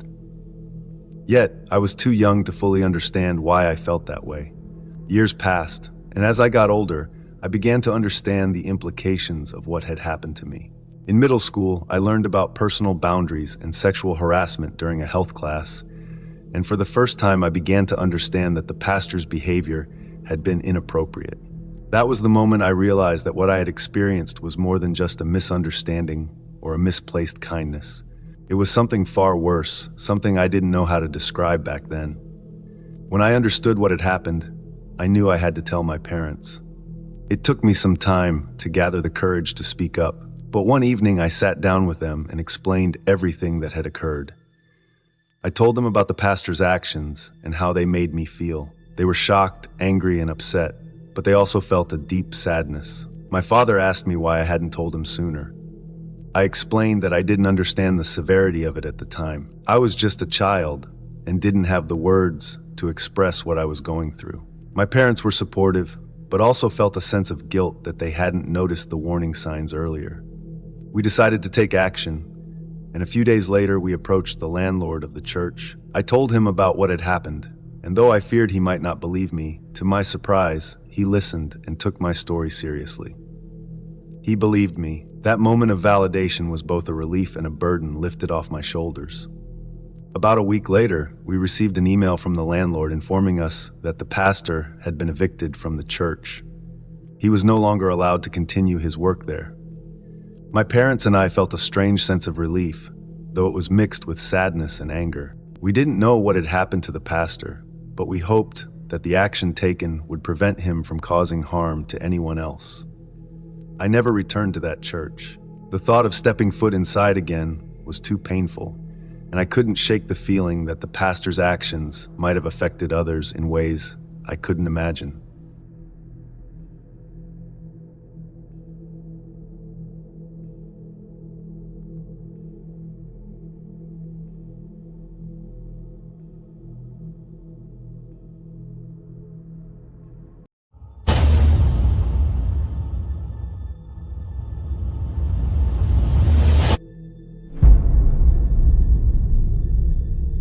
This was the story of how I almost died as a young kid home alone, and possibly the most intense night of my life, with way too much going on.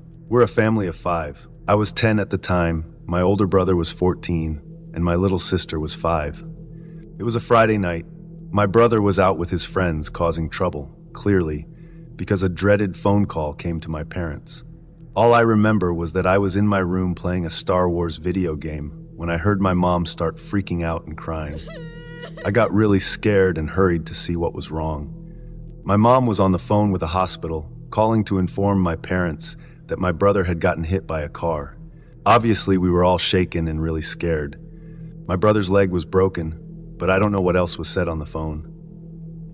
All I know is that my parents hurried to get their coats on, grabbed my little sister from her room, and asked me if I was okay to stay home alone. I said yes, and they hurried out to the car and left. I was of course really worried for my brother, but I really didn't want to go to the hospital and see him in any kind of bad condition. I don't think my parents wanted me or my sister to either, but they didn't want to leave my 5-year-old sister home without them. It's worth mentioning that my brother recovered just fine, as his injury is no longer relevant to the story. other than it being the reason why I was left home alone on a Friday night. Before my dad left, he was trying to calm down my mom, telling her that my brother was going to be okay. Seeing my dad like that made me feel better. I had a feeling my mom was just being overdramatic, like any mom would be. I continued playing the Star Wars game for a couple more hours when I heard the front door open. I had my bedroom door closed by this point. It was easily past midnight and my bedtime, so I turned off the TV and PlayStation and crawled into my bed with my Game Boy. I tried listening to hear my parents' voices, maybe hear if my brother was with them, or just hear what they were saying, but I didn't hear anything. After a few minutes of not hearing them even come up the stairs, I had a feeling something was wrong. I walked to my door and opened it quietly, then proceeded to walk over to the ledge and banister, which overlooked my living room. The lights were off, but there were 3 tall people standing in my living room. They weren't my family. I was so petrified that I was frozen for a second before I could quietly walk back into my room and shut the door as quietly as I could in my trepidation. But it wasn't quite enough, and I knew they had to have heard the door click shut, even if just slightly. I hurried to my closet door, opened it quietly, stepped inside, then shut the door. I had myself sitting behind a bunch of boxes and bags of clothes that were stuffed in my closet. I was actually pretty covered from view. There was a short period that felt like forever as I anticipated my bedroom door opening. And it did. At that moment, I knew I was going to die. I heard footsteps walk into the room. I couldn't tell how many people it was, maybe 1 or 2. I heard the footsteps move to my bed, and I heard my covers being played with. Then silence. Then more footsteps, this time toward the closet door. Then silence for a few seconds, which felt like grains of sand slowly dropping into an hourglass. Then the closet door opened. By this point, my heart was in my throat. All I did was sit there quietly and hold my breath. The door remained open for a long time, but I didn't look up. I didn't move. It had to be a good 20 seconds of silence before the door closed again. Footsteps walked away from the door, and then out of the room. I finally looked up and realized that, from where I was huddled down behind the sacks and boxes, perhaps I was visible to that individual. It wasn't until probably an hour later that I heard my parents return. I ran downstairs to them. The front door was left ajar by the people who broke in, and they had stolen several valuables from our house. It was a night that just went from bad to worse for our family. My parents were in such a rush when they left for the hospital that they apparently didn't even lock the door. I was lucky to have not been killed or kidnapped. I look back now and wonder if the person who opened the closet and just stood there for 20 seconds saw me hiding in there. Maybe he was just a guy who came to rob a house, not to kidnap or hurt a child. Or maybe he just didn't see me, and I narrowly escaped death or injury.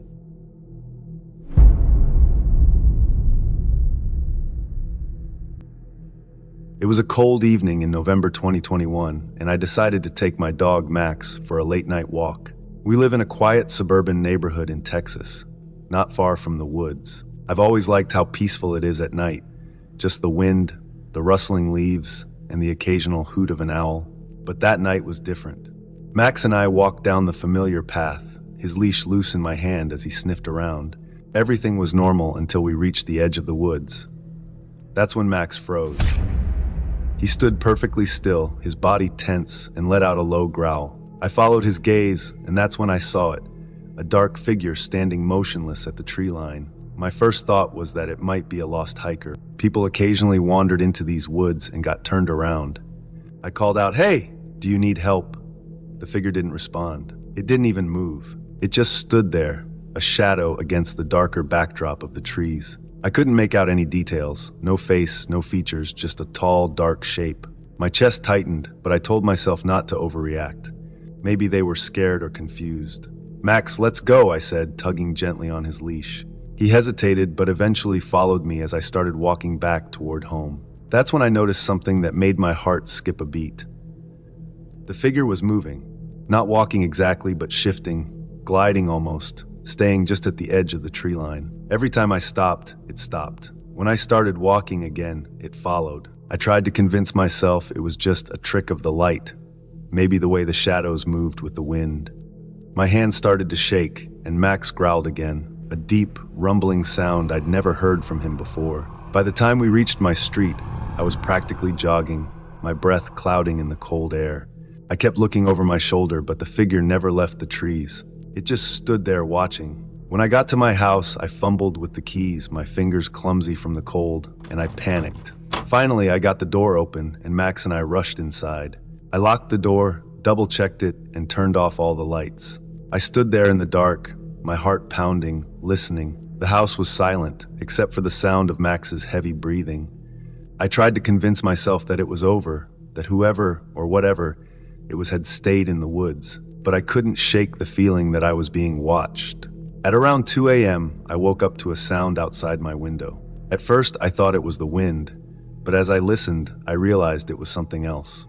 Whispering. It was faint, almost like the wind was carrying voices, but it was too clear, too deliberate. My stomach turned as I crept to the window and peeked out through the blinds. What I saw made my blood run cold. The same figure was standing just outside my yard, its head tilted slightly as if it were listening. And it wasn't alone. It looked like it was talking to someone, but there was no one there. Just the figure, standing in the faint glow of the streetlight, its shadow stretching across the grass. I backed away from the window, my heart pounding in my ears. I grabbed my phone and called the police, my voice shaking as I told them someone was outside my house. They told me to stay on the line and that officers were on their way.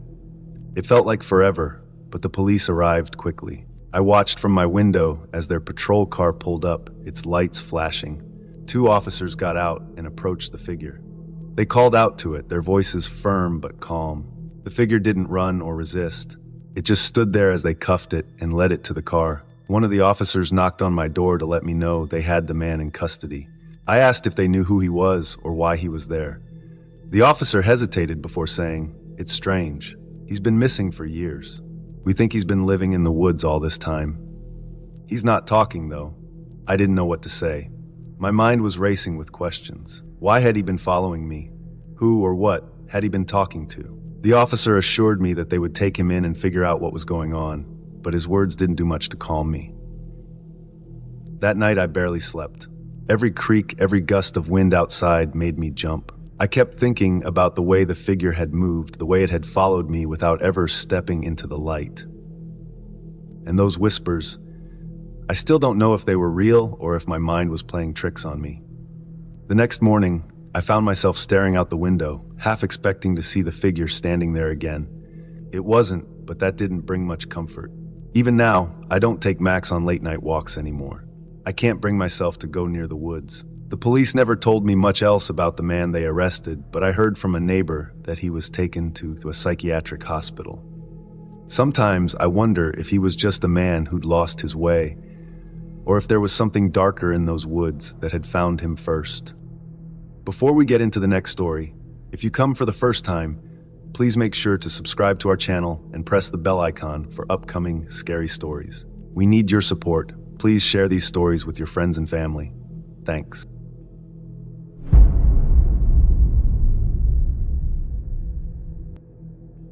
In 2023, I lived in a tough part of New York City. The streets were noisy during the day, but unsettlingly quiet at night.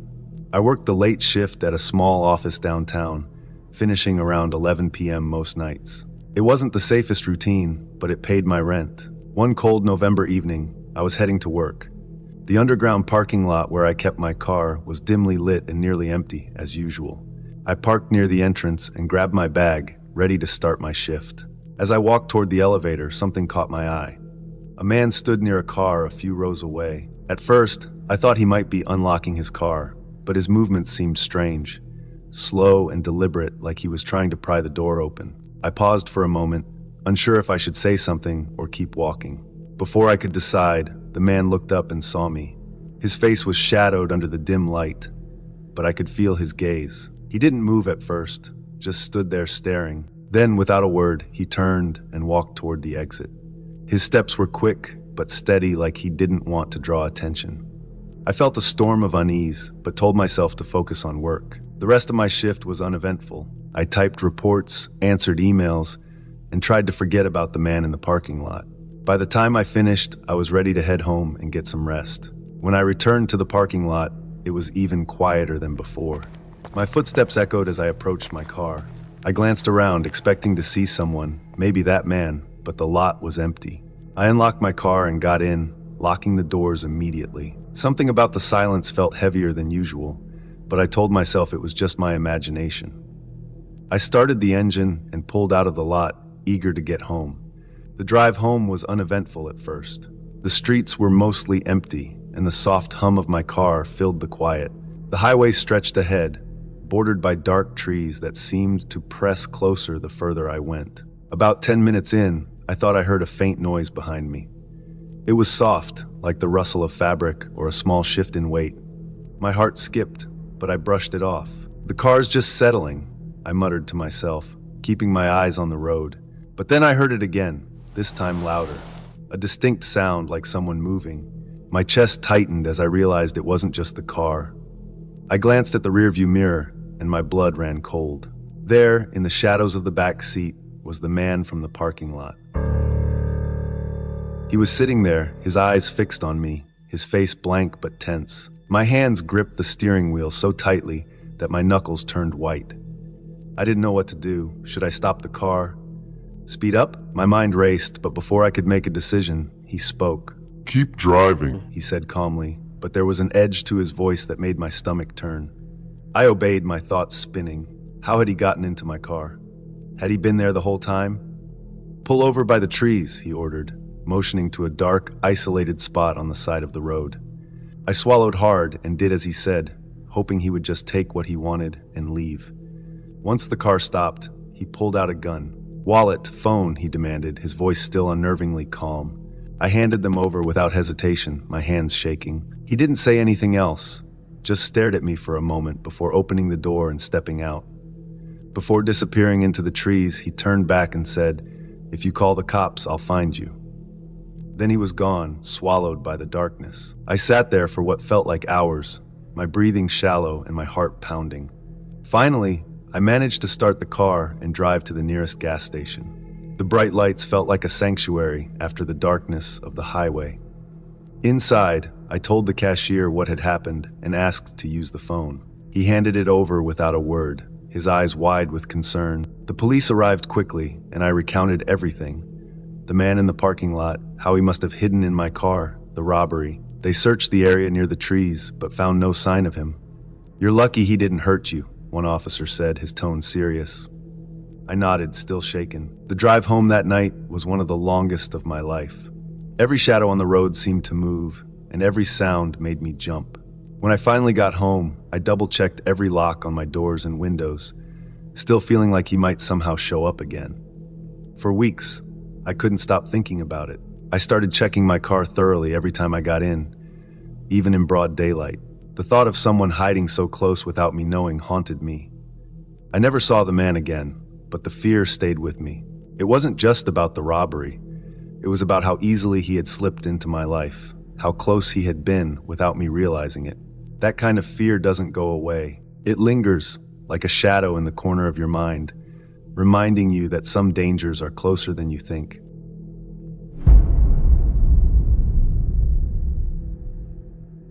I was 14 when it happened. My mom worked long shifts as a nurse, often overnight, and my brother was at college. That left me alone in the house most weekends. At the time, it felt normal, just another part of growing up. But that night taught me how vulnerable I was.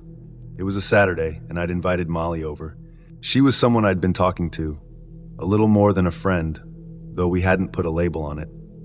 We spent the evening watching movies in my room, laughing and joking around. My bedroom was upstairs, with a window overlooking the backyard deck. Molly left around 10 p.m. because her parents didn't like her staying out too late. We hugged goodbye, and then I was alone again. I stayed in my room, scrolling through my phone and half watching TV. The soft glow of the screen was comforting in the quiet house. At some point, I heard the sound of a chair scraping against the wooden deck below my window. It wasn't a subtle sound.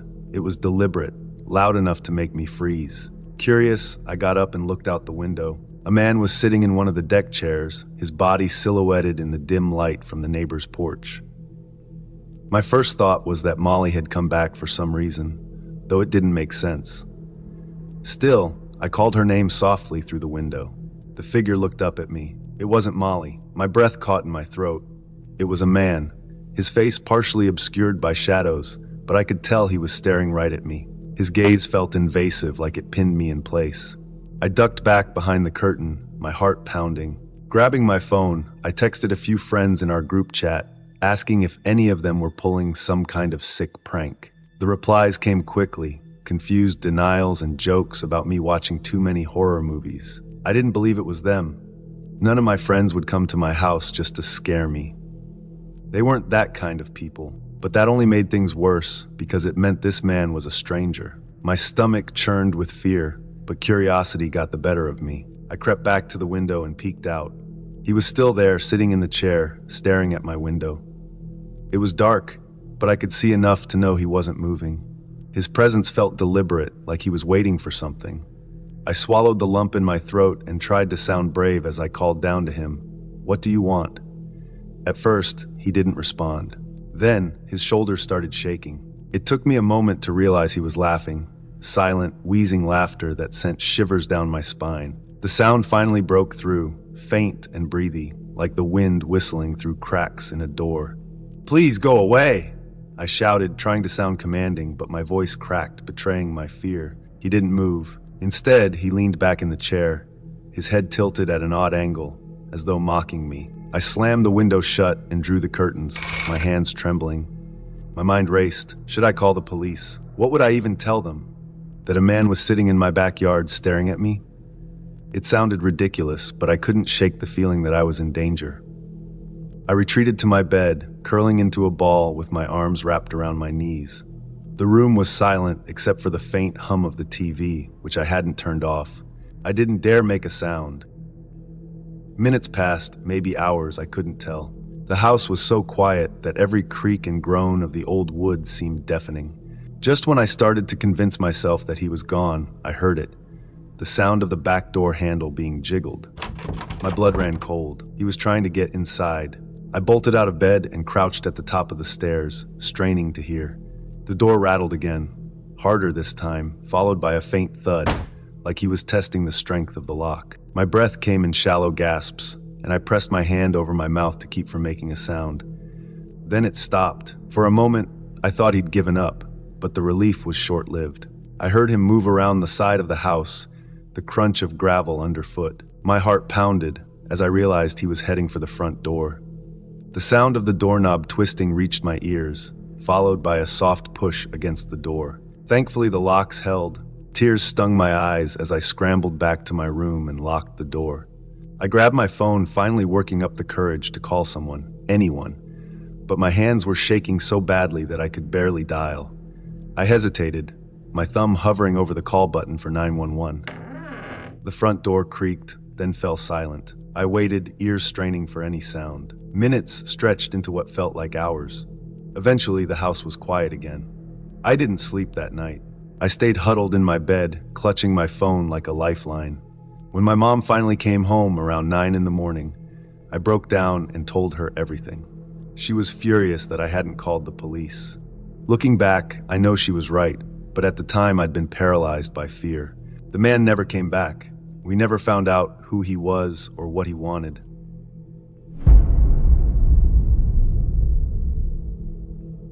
My whole adult life, I have been a police officer. I've been working the 6 a.m. to 4 p.m. shift in Fairfax County, Reston, Virginia, for as long as I can remember. It wasn't the career I dreamed of after high school, but it paid the bills. Over the years, the job grew on me, especially because of the friendships I built with my colleagues. It was a regular day this past September, sunny but not too hot. Around 10 a.m., a call came through at the station. A mental health professional requested a welfare check on a 33-year-old woman named Sydney Wilson. According to the report, she had been in an agitated state of mind, and her behavior was a concern. I decided to take the call. Welfare checks are usually straightforward, knocking on the door, making sure everything is okay, and leaving once you confirm the person is safe. I drove to her apartment complex, a small building tucked away on a quiet street. The place looked like any other in the area, modest but well kept. When I got to the door, I knocked firmly and called out, "Police department! Is anyone home?" After a few seconds, the door creaked open about halfway.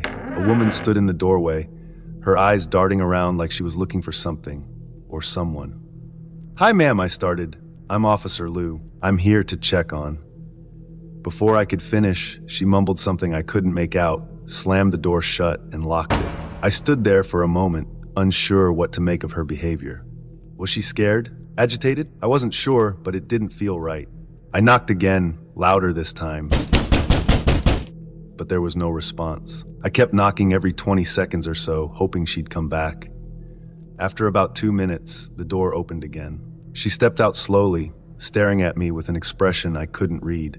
"How are you?" she asked abruptly, her tone oddly cheerful. I barely had time to process the question before she swung a knife at me. The blade slashed across my forehead, and the pain hit me instantly. Stumbling backward, I tried to create some distance between us. My hand went to my head, and I felt warm blood trickling down. She stood there, gripping the knife tightly, mumbling words I couldn't understand. I drew my gun, holding it steady as I shouted, "Drop the knife!" "Back up!" She didn't move away. Instead, she stepped closer, her grip on the knife tightening. I backed up further, trying to keep my voice firm. "Drop the knife. I'm warning you." But my words didn't seem to reach her. She lunged at me again, slashing the knife across my face twice more. The stinging pain blurred my vision for a moment, but my training kicked in. Fearing for my life, I fired 2 shots. Both missed, hitting the wall behind her.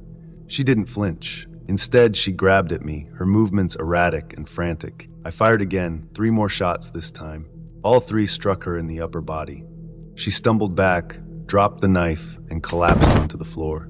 I immediately called for backup. "Shots fired, suspect down. Requesting medical assistance," I said into my radio, giving my location as clearly as I could. My hands were slick with blood, and I could feel it dripping down my face. Thankfully, it wasn't rapid, which meant the wounds weren't life-threatening. Within minutes, other officers arrived at the scene. Paramedics were close behind. They rushed me to the hospital, while another team tended to Sydney. As I sat in the ambulance, the adrenaline started to wear off, and the reality of what had just happened began to sink in. I had shot someone. I had killed someone. At the hospital, doctors treated my wounds, several stitches for the deep cuts on my face and forehead. They assured me I would recover fully. Still, the emotional weight of the incident was harder to shake. I had never fired my weapon in the line of duty before, let alone taken a life. Later, I learned that Sydney had been pronounced dead at the hospital. The news hit me like a ton of bricks. I replayed the events in my mind over and over, questioning if I could have done something differently. But every time the conclusion was the same: she had left me no choice. It was her or me. For days after the incident, I couldn't sleep well. I'd wake up shaking, haunted by the memory of her lunging at me with the knife. My colleagues were supportive, reminding me that I had acted in self-defense. Even so, it's one thing to know that logically, and another to feel it emotionally. I had to undergo the usual procedures after a shooting: interviews, internal reviews, and counseling sessions. Each step was a reminder of what had happened, but it also helped me process everything. The department ultimately ruled the shooting justified, but the experience stayed with me.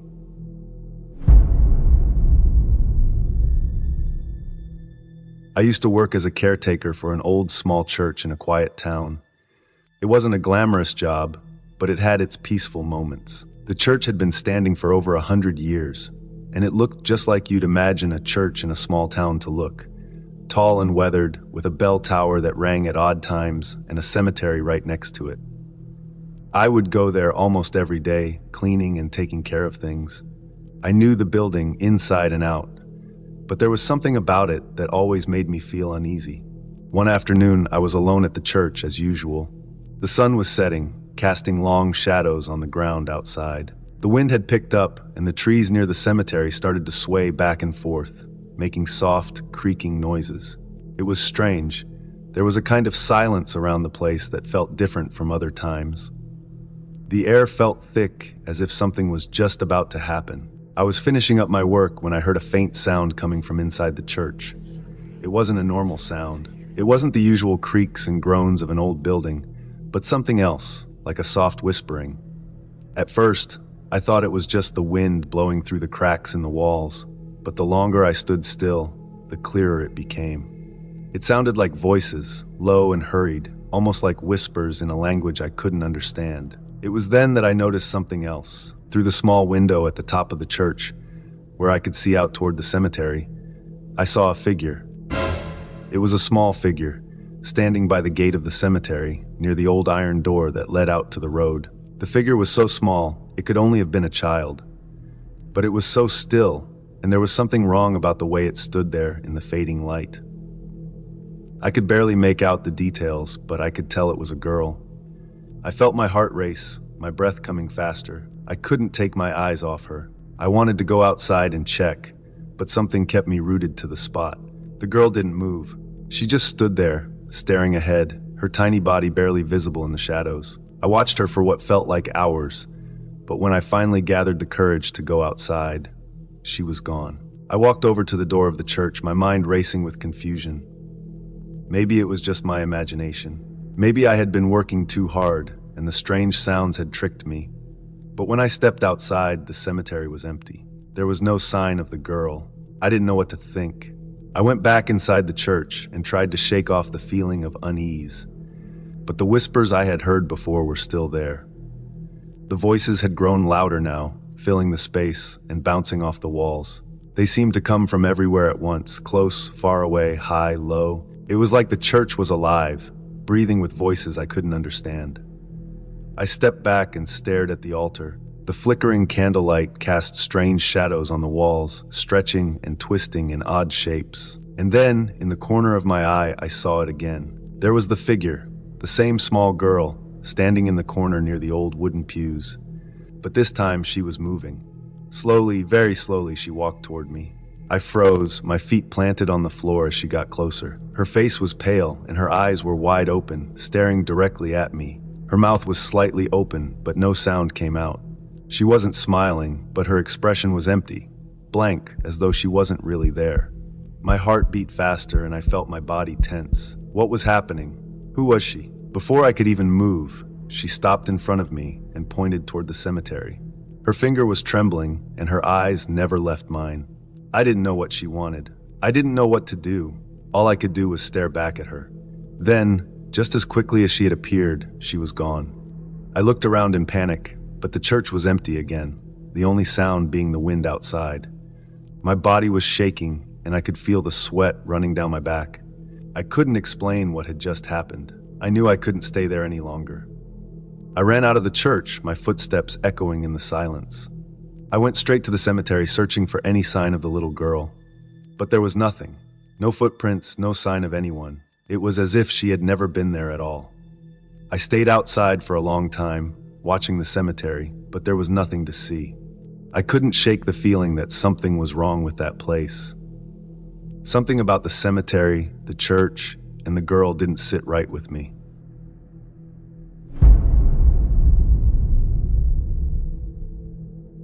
I'm 30 years old, and I share a house with my sister. It's a 2-floor setup, one of those mother-daughter houses with separate kitchens. My sister has the downstairs apartment, and I take the upstairs. She's not home much, though, since she often stays over at her boyfriend's place about 20 miles away. I like to think I'm not someone who gets easily spooked, but sometimes being home alone in this big house unsettles me more than I'd care to admit.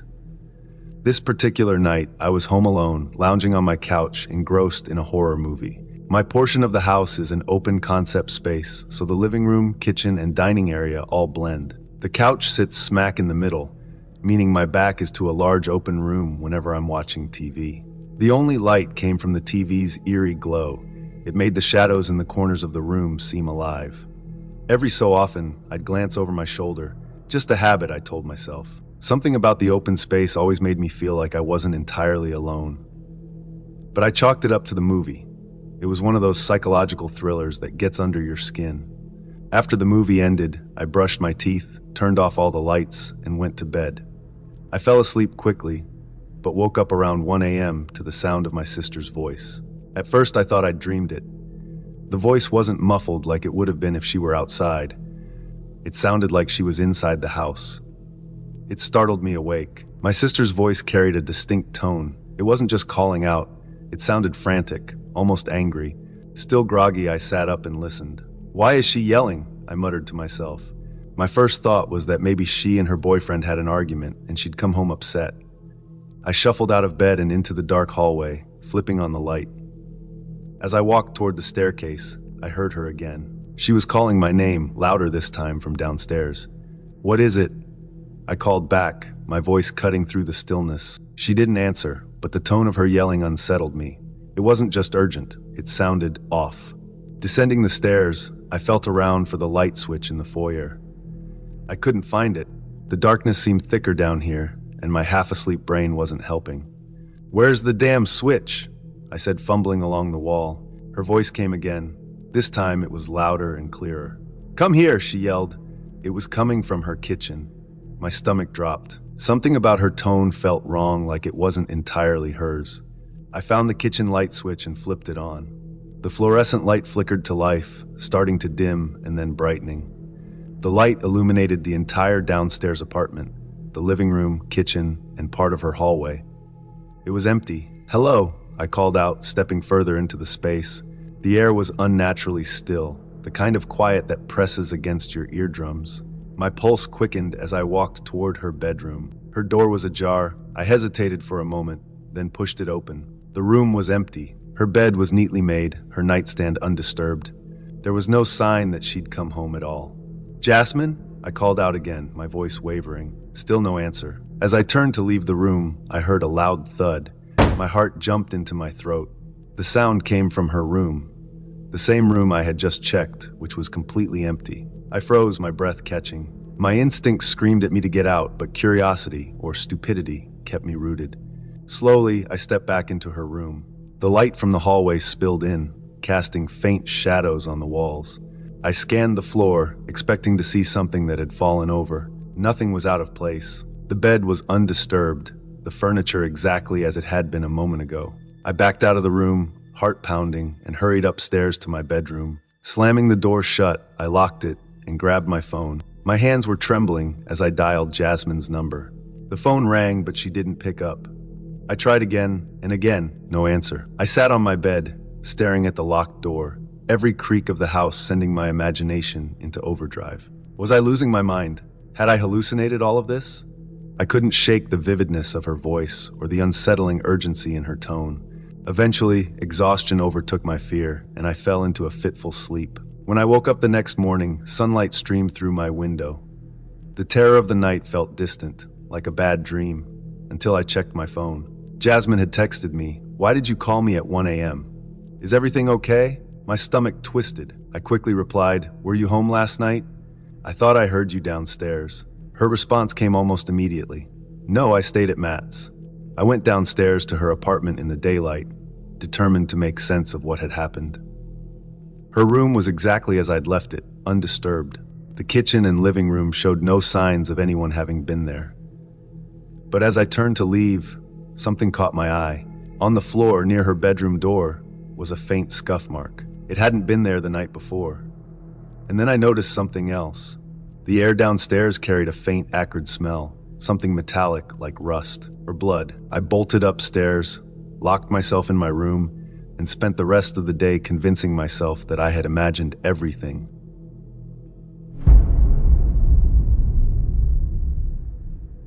The gas station was quiet, almost too quiet. It always was during November nights. The cold seeped in through every crack and crevice, no matter how high we turned the heat. Outside, frost covered the pumps like a thin layer of silver paint. My breath came out in thick puffs, even indoors. The heater groaned in the back office, struggling against the freezing air. I had taken the night shift because I needed the money. No one else wanted it, and the pay was a little better. But honestly, sometimes I wondered if it was worth it. Between the cold, the isolation, and the kinds of people who rolled through at midnight, it felt more like punishment than a paycheck. The gas station sat on the edge of town, far enough from the main road that we didn't get many customers. That night, I hadn't seen a single person in over an hour. I was perched behind the counter, scrolling through my phone to stay awake. The glow of the screen was comforting in a way, like a small beacon of normalcy in the otherwise empty void. My fingers were freezing, even with gloves on. The small space heater under the counter barely helped. Then I heard it. The bell over the door jingled. I glanced up, expecting to see a regular, one of the truckers or late-night travelers who sometimes stopped in. Instead, a man stepped inside, his face hidden by a heavy hood. He was bundled in a thick jacket, the kind you'd wear if you were planning to spend hours in the cold. "Evening," I said, my voice steady but polite. The man didn't answer. He walked toward the back of the store, his boots squeaking faintly on the tiled floor. Something about him felt off. It wasn't just the way he ignored me. There was tension in his movements, like he was trying too hard to appear casual. I shrugged it off. People came through here in all kinds of moods. Some were tired, some were grumpy, and some were just plain weird. I went back to my phone, but kept him in my peripheral vision. He lingered by the snacks, picking up a bag of chips and putting it back, then doing the same with a candy bar. Minutes passed. He hadn't come to the counter. I tried to focus on something else, tapping at my phone screen as if scrolling through apps could drown out the strange vibe in the room. That's when the door jingled again. 2 more men walked in, both dressed like the first, hoods up, face shadowed. They didn't say a word. One went to the drink cooler, the other loitered by the magazines. My heart rate picked up. 3 men all dressed alike, all acting weird. Maybe it was nothing, I told myself. Maybe they were just traveling together. Still, I couldn't shake the feeling that something wasn't right. The first man finally came to the counter, placing a pack of gum down in front of me. I forced a smile and rang it up. "That'll be 99 cents, I said. He didn't move to pay. Instead, he stared at me, his hands resting flat on the counter. His hood cast shadows over his face, but I could see his eyes. They were cold and calculating. Behind him, the other 2 men had stopped pretending to browse. They stood by the door, blocking it. My stomach dropped. "Look, man," the first guy said, his voice low and deliberate. "Let's make this simple. Open the register." I froze, my brain stuttered, trying to process his words. "Open it," he repeated, sharper this time. I nodded, my hands trembling as I punched in the code to unlock the register. The drawer slid open with a mechanical clink, revealing a pathetic amount of cash. Maybe $70 total. The man reached over and grabbed the bills, stuffing them into his pocket. "Now the safe." I hesitated. I don't have the code for the safe. Only the manager does. He leaned closer, his breath visible in the cold air between us. "Don't lie to me." "I'm not lying," I stammered. "It's true. The safe's on a timer. I can't open it even if I wanted to." His eyes narrowed, and for a moment, I thought he was going to reach across the counter and grab me. Behind him, one of the other men muttered something. The first guy straightened up, scowling. "Fine," he said, "but if you call the cops, we'll know." They turned and left, the door jingling mockingly behind them. I stood there, staring at the empty doorway, my heart pounding so hard it hurt. The room felt colder than ever. For a long time, I didn't move. My brain kept replaying the scene over and over, like it couldn't let go of the fact that it had happened. Eventually, I forced myself to lock the door and call the police. My hands shook so badly that I almost dropped the phone. The cops arrived about 20 minutes later, long after the men were gone. I gave my statement, describing them as best as I could. But honestly, I doubted they'd be caught. They hadn't left behind any evidence, and the security cameras were old and blurry. When the officers left, the gas station felt emptier than ever. The silence was oppressive, pressing down on me like a weight. I finished my shift somehow, though I don't remember much of it. My mind was stuck on the men's faces, or what little I'd seen of them. The way their eyes had been so emotionless, like they weren't even human. The manager didn't blame me for what happened. He said I'd done the right thing, that my safety was more important than the money. But his words didn't make me feel any better.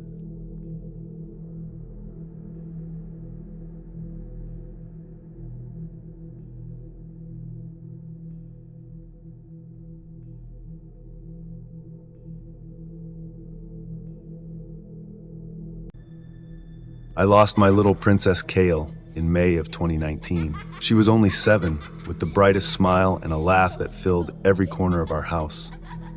But that May, everything changed. A sports car, speeding down the road just outside our home, hit her while she was playing near the curb. One moment she was there, laughing, smiling, and in the next, she was gone. The days after her death were dark and heavy, filled with sorrow that seemed to seep into the walls of our house. Every room held a memory of her, and though the pain of her absence felt unbearable, My wife and I couldn't bring ourselves to leave. This was her home, our home. We stayed, clinging to whatever was left of her in the empty spaces and silent hallways. Our house had a large garden, the place where Kale would run and play, her laughter echoing through the air. It became a quiet sanctuary for my wife and me after her passing, a place where we could be close to her memory without the crushing weight of her absence indoors. One night, my wife and I were taking one of our usual walks in the garden. We walked in silence, each of us lost in our thoughts, remembering our little girl. Then, as we passed the house and looked toward the living room window, something caught my eye. A shadowy figure moved inside, slipping from one side of the window to the other. My heart stopped. My wife saw it too. We both froze, staring at the window, trying to make sense of what we'd seen. The house was locked and no one else was living there, just me and my wife. We stared at each other, silently asking the same question. Who could it be? We hurried inside, hearts pounding, and searched every room, every closet, every shadowed corner. But there was no one there. Everything was just as we'd left it. Nothing seemed disturbed, no signs of an intruder. After a while, we convinced ourselves that it had to be some trick of the light or our imaginations, fueled by the grief we carried every day. But the sight of that shadow left an uneasy feeling that settled into my bones. Days passed and life continued in its strange, hollow way. But a week later, something happened that shook me to my core. It was late at night, and my wife and I had just gone to bed. The house was quiet, the way it always was now, but this night, a sound broke the silence. It was faint at first, a soft, muffled crying echoing through the walls. I could feel the blood drain from my face as I listened closer, and my wife looked at me, her eyes wide with fear. The crying, it sounded exactly like Kale. My mind raced, my heart pounding in my chest. I tried to convince myself that it couldn't be real, but the sound of that crying, so soft and fragile, was unmistakable. My wife and I got up, checking each room again, searching desperately for the source of the sound. We looked in every corner, every place where Kale used to play or hide, but as we reached the last room, the crying stopped, leaving a silence that felt heavier than ever before. We told ourselves it must have been the wind, or maybe an animal outside, but the more I thought about it, the harder it was to ignore the chilling thought creeping into my mind. Was Kale still here, somehow? The next night, I stayed up late, working on my laptop at the desk in our bedroom while my wife slept. The house was quiet again, just the soft hum of my laptop as I typed away, trying to focus. But then, out of nowhere, I heard it, a soft, slow knock on the bedroom door. My hands froze, fingers hovering over the keys. The knock came again, gentle, almost hesitant. My heart pounded, and I slowly turned my head toward the door, just as it began to creak open. And there she was. A little girl stood in the doorway, looking so much like my Kale that for a moment, I almost believed it was her. She had the same dark curls and the same small, delicate frame, but as I looked closer, a sickening realization settled over me. This girl wasn't Kale. Her face was pale, her eyes too hollow, too distant, as though she were looking through me rather than at me. My body felt paralyzed. I couldn't move, couldn't breathe. I could only watch as she stood there, silent and unmoving, a cold emptiness radiating from her. And then, as if sensing my fear, her face twisted into something dark, a look of sorrow and anger that was far too adult for a 7-year-old child. I don't know how long I stayed there, frozen in terror, staring at that figure that looked so much like my daughter, yet so different. But at some point, I must have fainted, because when I finally opened my eyes, I was lying in bed. My wife was beside me, her face filled with worry as she shook me awake. I told her everything, every terrifying detail, every chilling moment. She listened, her face pale but calm, and when I finished, she simply shook her head. "It must have been a dream," she said, her voice barely above a whisper. It had to be, but I knew what I'd seen. I knew that the girl at the door wasn't just a dream.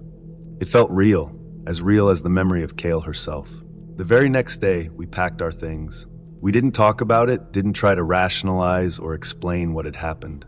We just knew, without speaking, that it was time to leave. That house, once filled with laughter and love, had become something else, something haunted by memories that refused to stay buried. We left that day and never went back.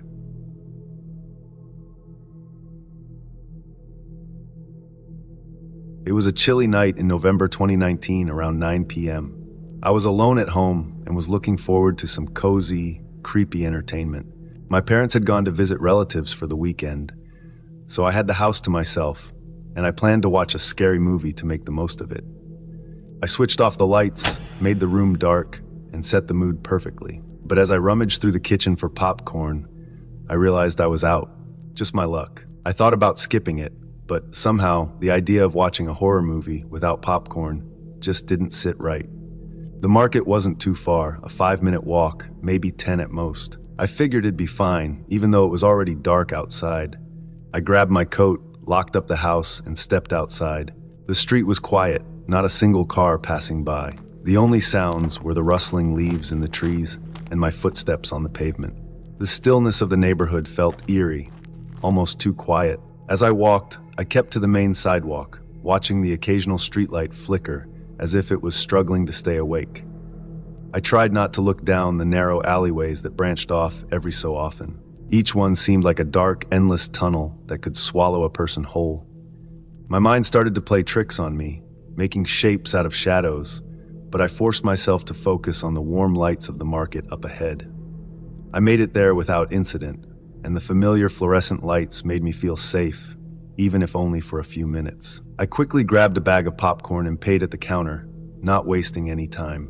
But the moment I stepped outside, I felt it. Something was off. The air felt colder and heavier. I glanced around, but the street was just as empty as before. Shaking off the feeling, I headed back home, trying to convince myself I was just jumpy from the dark and the horror movie idea.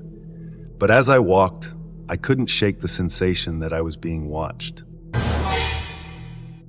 Then I saw him. At first, it was just a shape, a tall, shadowy figure standing under a broken streetlight on the other side of the road.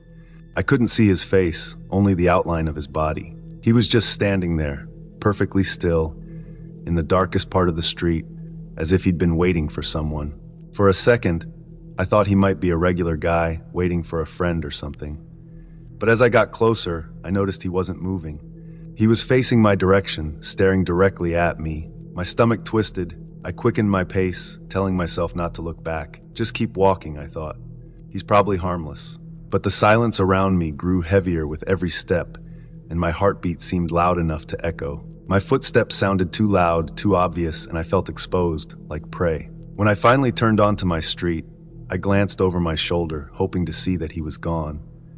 But he wasn't. He had crossed the road and was standing at the corner, watching me. My hands went cold. I told myself he couldn't follow me to my house, that he'd turn and leave once he saw I was home. But that look on his face, or what I could see of it, didn't seem friendly or even normal. He was still like a statue, just watching, and it sent a deep chill through me. Trying to ignore the dread building in my chest, I sped up, nearly breaking into a run as I approached my house. But the faster I went, the closer he seemed to be. I turned onto my driveway, feeling a strange relief to see my house, but when I glanced back, he was there, right by my front door, just a few feet away, staring straight at me with an almost unbearable intensity. He hadn't made a sound the entire time, hadn't called out, hadn't even blinked. He just stared. I didn't dare go inside, not with him so close. Instead, I darted over to my neighbor's house, practically banging on her door in desperation. Mrs. Weller, my elderly neighbor, answered after a moment, her face confused and worried. I blurted out what was happening, trying to catch my breath and pointing back toward my house. She didn't even question me. She quickly ushered me inside and locked her door. Once I was inside, I peeked out her window, half expecting to see him standing there, waiting. But he was gone as if he'd vanished into thin air. The street outside was empty, eerily quiet, just like it had been when I first left. Mrs. Weller didn't hesitate. She called the police immediately. I sat by her, feeling a strange mix of fear and disbelief, trying to convince myself that I hadn't imagined the whole thing. It felt like something out of a nightmare, one of those strange dreams that you can't shake even when you wake up. The police arrived within minutes, and 2 officers knocked on Mrs. Weller's door. I explained everything to them, every little detail. They seemed skeptical at first, but when they saw how shaken I was, they took it seriously. They went around, checking the area near my house, the driveway, the street corner where I'd first seen him. They searched for nearly an hour, shining their flashlights down the dark alleyways and into nearby bushes, but they found nothing. Not a single trace of the man I'd seen. Before they left, one of the officers assured me they'd keep an eye on the area, just in case. But their words didn't bring much comfort. As I sat there in Mrs. Weller's living room, all I could think about was that face, staring, waiting, knowing exactly where I lived. The police never found him. No one else in the neighborhood reported seeing anything unusual, and eventually the incident faded into a strange, uneasy memory. Before we get into the next story, if you come for the first time, please make sure to subscribe to our channel and press the bell icon for upcoming scary stories. We need your support. Please share these stories with your friends and family. Thanks.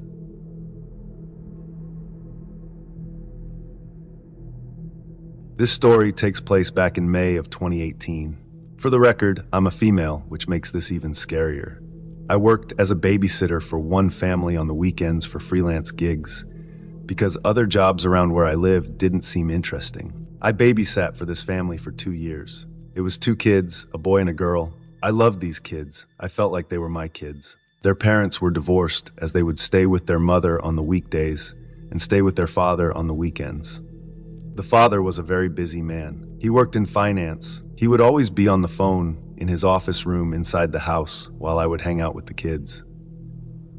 I could tell he had a lot of money, as he would pay me $350 every Saturday and Sunday.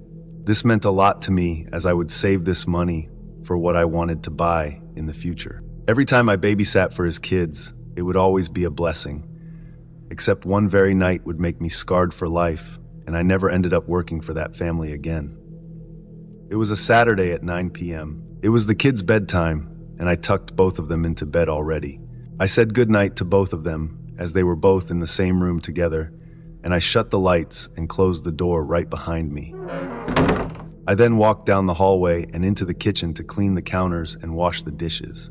As I was doing the dishes, I saw the father come out from his office on the left side of me. He said to me while grinning, "Hello, Mackenzie. Thank you so much for watching my children tonight. They seem to love you a lot, as you're like an older sister to them." I thanked him and I smiled and laughed, and he came over to me to hug me and I hugged back. It was a bit weird, but I knew him very well, as people would do this to each other if they knew each other very well. He then paid me through Venmo. I then grabbed my purse as I was getting ready to leave and go home. Before I could even do that, he started another conversation. This topic was a bit more uneasy. He asked me if I had a boyfriend. I gave him a little weird expression and laughed and told him that I did not. He then said, "I'm surprised because you are like the prettiest girl I have ever seen in my life." I then said thanks and laughed, now feeling uncomfortable, but I was trying not to show it. I was desperate to leave now, so I said bye to him and waved. Before I could even take my third step, I felt my hips being touched. The man was right behind me. He then talked to me in a soft voice in my right ear and said, "You know, you could stay a bit longer." I whispered to him, "What are you doing?" I am more confused than ever. He then said, "Shh, just relax." I told him to please stop, still whispering because I didn't want to wake the kids up by making a scene. I then said, "Let me go." He didn't let go. He then went to a whole other level. I was now more scared than anything. I felt small droplets of tears roll down my cheeks. Before the man could take more advantage, I said, "Get off me!" And I took a big swing at him. And my swing landed on his nose, which caused him to release the tight grip of his hands off of me. As I saw him fall to the ground, I stormed out of that house at the speed of light and practically started my car the second I got into it. I sped away from the house so fast without looking back. As I reached the highway, I dialed 911. I then connected to an operator and told her the situation on what had just happened. The operator then asked me if it was okay if the police would meet me at my home address. I told her that was fine, and I gave her my home address. I got home not too long after. The drive was only 20 to 25 minutes away. I'm sure not even 5 minutes later, after just getting home, I got knocks at my door, and I heard someone say, "Police, open up." I looked through my peephole just to make sure it was them, and it was, so I opened the door. They came in and we sat down together, and I told them my story. I then finished up not too long after. They said they'd keep me posted if anything happened, and then they left. Sadly, I never heard anything back from them. I never knew what happened to the father, and I never knew if they had arrested him or not. Sometimes, I would wake up in the middle of the night from having nightmares about it. I got the help I needed, but I am not at 100% just yet. I hope the kids I babysat are doing good things in life and are succeeding in life as well. I miss them so much, and I want to see them again. I just hope that they don't have to stay with their father anymore. This might sound dark, but I believe that he hired other babysitters after I quit, and he did the same thing as he did to me, but this time, it went down much worse. If this is true, I wish nothing but pain on this dirty, sick man.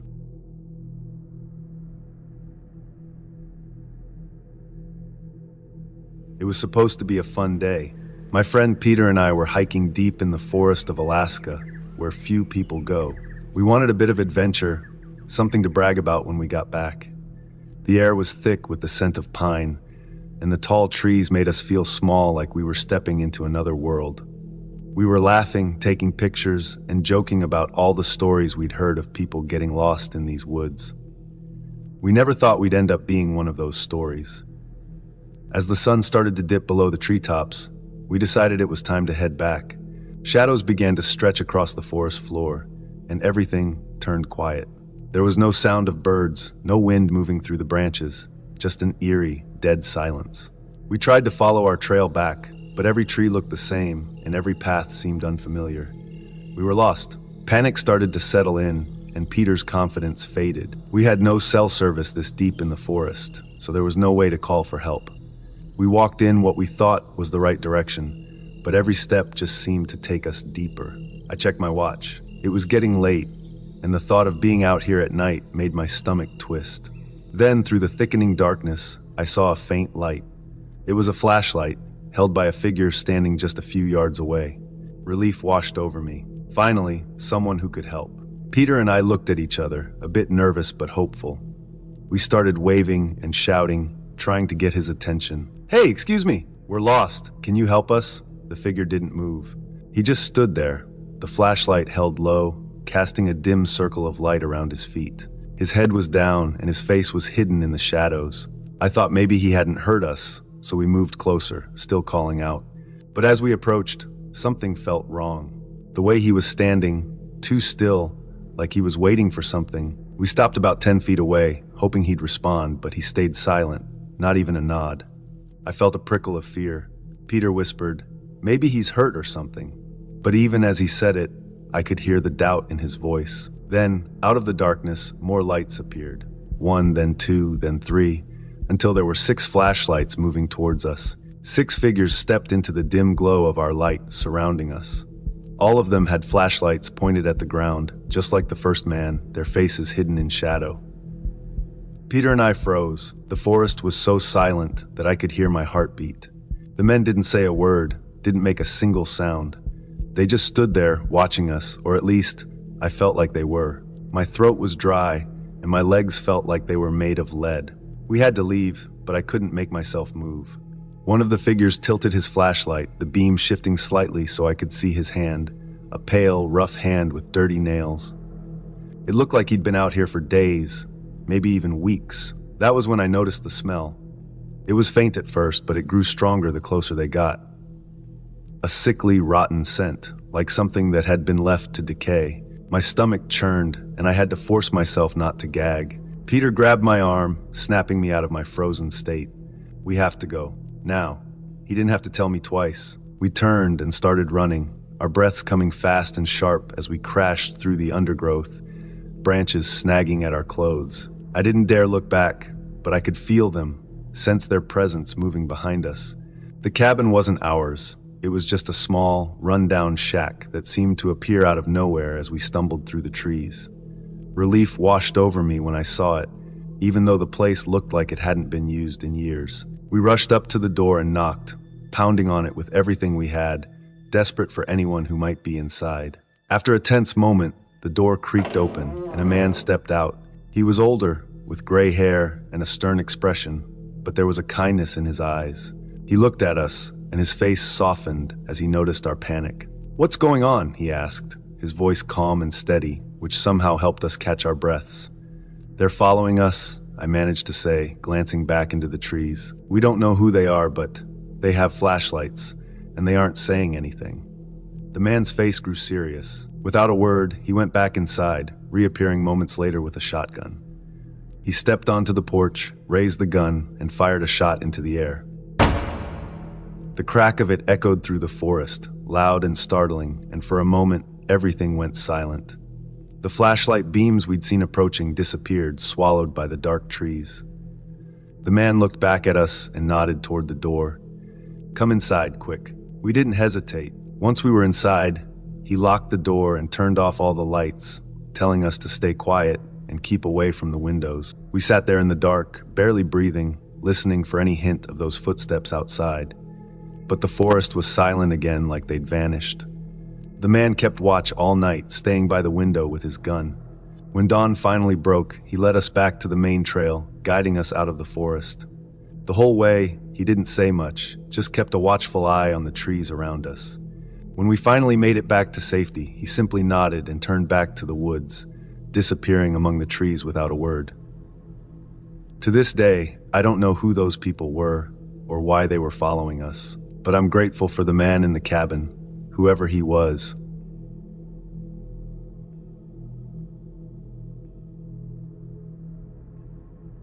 I've been a truck driver for 10 years now. Driving at night has always been my thing. The roads are empty, the silence stretches on, and there's just something about the stillness that keeps me calm. But sometimes that same quiet can feel different, darker, like the highway itself is holding its breath, watching. I never thought I'd say this, but after what happened on the road from Vancouver to San Francisco, I'll never see those long, dark drives the same way again. It was around 2 a.m. The road was a ghost, stretching out for miles under my headlights, only braking when the occasional sign would flicker past, reminding me how much further I had to go. Just me, my truck, and the hum of the engine. I was running on coffee and adrenaline, trying to get my haul down south on time. Then I saw it. A truck pulled over on the left side of the highway, door wide open. In this line of work, you don't ignore that. I know how dangerous it can be out here. At first, I thought maybe the driver just stopped for a break, but the open door seemed wrong. Something told me I had to check it out. As I slowed down and pulled up beside it, I caught a glimpse inside the cab. My stomach twisted. I recognized the truck. It belonged to my friend Rachel. We'd worked together on a few jobs, grabbing coffee whenever our routes crossed. She was reliable and experienced, not the type to just leave her door open.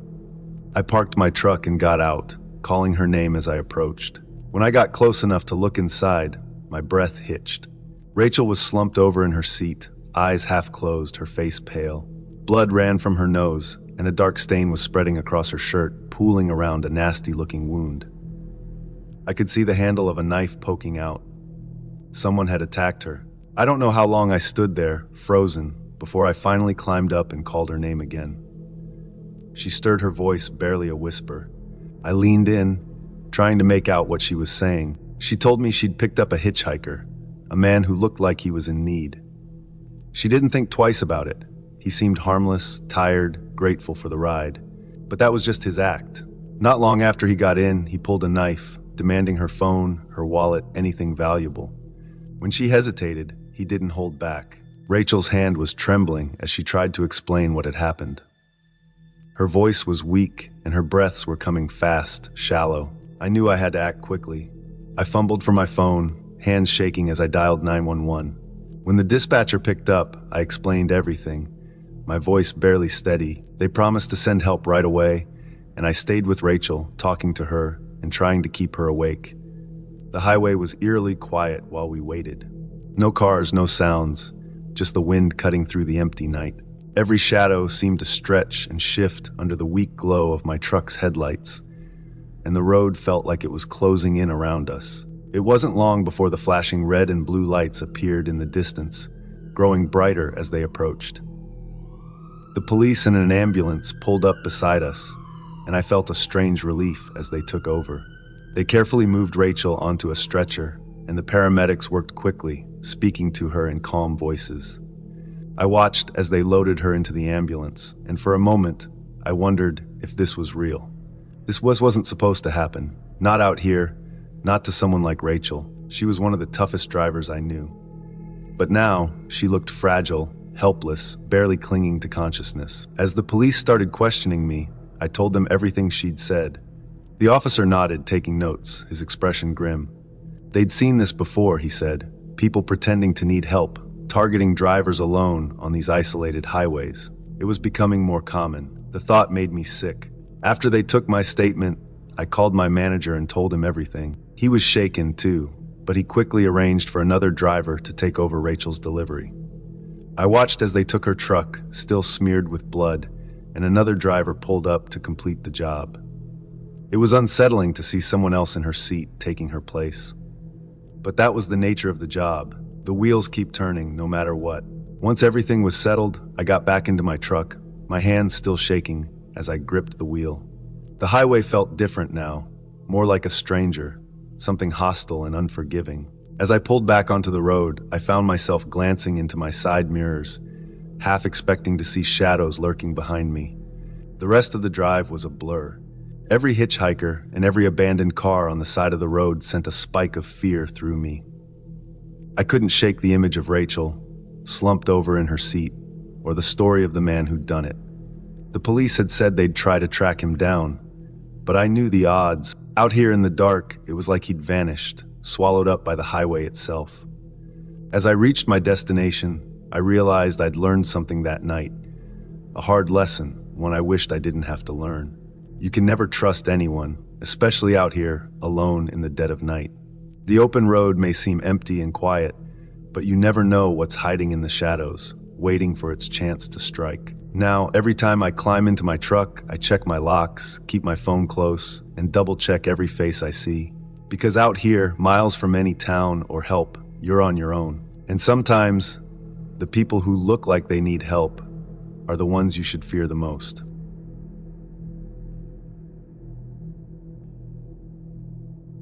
I'm a woman, and this story happened to me in January of 2012 when it was not the warmest weather in Isla Vista, California. It was our first day back from our Christmas break, and the next college semester had started that day.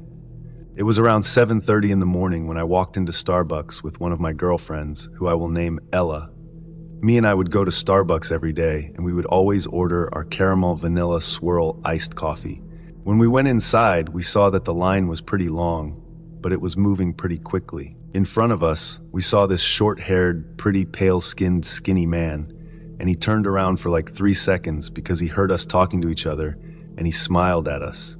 I have to admit, the smile was pretty creepy. It gave off stalker smile vibes. We didn't smile back, however, and he just turned his head back around in the front side of him.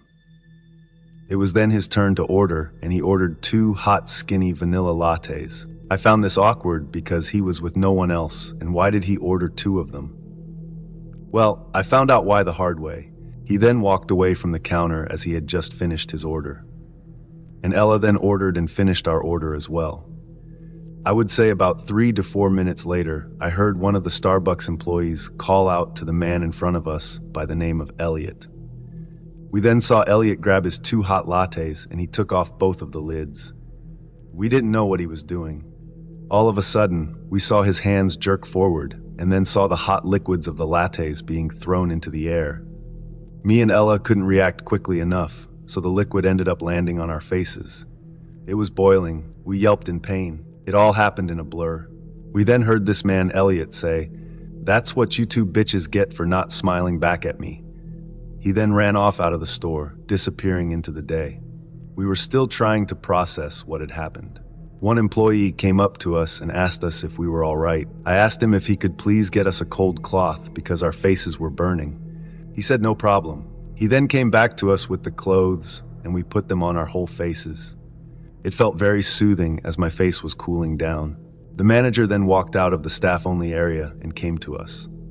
He asked us if he needed to get the police involved.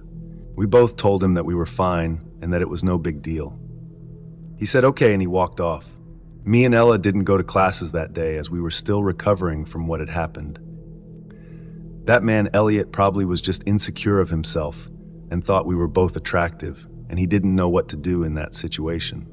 He most likely has not had any relationship with a girl before, and probably has not talked to that many girls besides his mother in his life. He had to have been an incel. Eventually, 2 years passed by, and that incident had faded away from memory, but was brought back up in May of 2014. During this year, I had just finished my junior year of college, and I was living in my apartment that I had gotten back in August of 2013. I woke up one morning to turn on the news, as I would do every day. While I was watching the news, I saw something that made my body turn numb. I saw that 7 people had been killed by gunfire, and the perpetrator was none other than that man Elliot, who splashed me and my friend Ella in Starbucks with hot lattes back in January 2012. His full name was revealed as Elliot Roger. I couldn't believe what I was seeing. I immediately called Ella and told her to turn on the news. She was in total shock as well. She kept freezing her words because she didn't know what to say. Everything came back to us. The time when he splashed hot lattes on our faces just because we never smiled at him back. I was desperate to find out what the motive was behind his killings. A few days later, we finally saw his motive. It was misogynist terrorism, revenge for sexual and social rejection, and incel ideology. This was no surprise for me. That was my top guess as his motive. I felt like vomiting hearing about this. It was also announced that he had a YouTube channel where he would vent about how women would throw themselves at obnoxious men and not care about him. He would also post a bunch of misogynistic and anti-feminist online forums to many different women.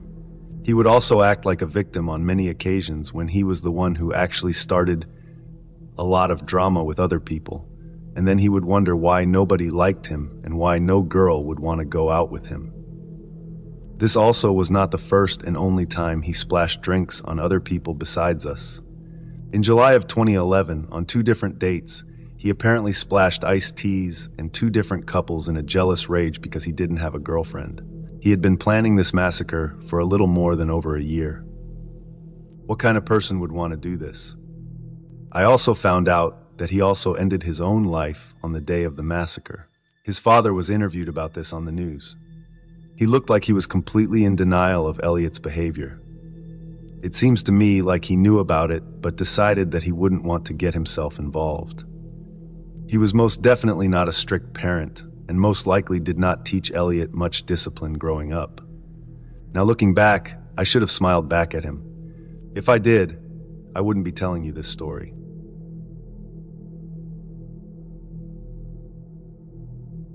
When I was around 5 or 6, I had an experience that I'll never forget, one that made me believe I'd met a ghost in my own house. It happened one evening when I was sitting alone on the couch watching TV in the living room. Out of nowhere, my eyes drifted to an old rocking chair nearby. It was moving, gently rocking back and forth on its own. I remember thinking it was strange, but I tried to reason with myself. The windows were open, but there was no breeze at all, and it was the fall season, so there wasn't any air conditioning on either. Still, I convinced myself that maybe it was just the chair being old. After a minute or so, the rocking stopped, and the chair stood still. I went back to watching my show, trying to push the odd moment out of my mind. The next night, I settled onto the couch to watch TV again. This time, there was a loud crash from the kitchen area, which was right next to the living room. When I turned my head, I saw a cup lying on the floor. I hadn't seen it fall, but there it was, lying right below the shelf where it had been. I thought maybe a draft had somehow knocked it over, though it didn't make much sense. Still, I walked over, picked up the cup, and set it back in its place. After that, everything stayed quiet for the rest of the evening, and nothing else happened the next night either. But the third night, that's when things got even weirder.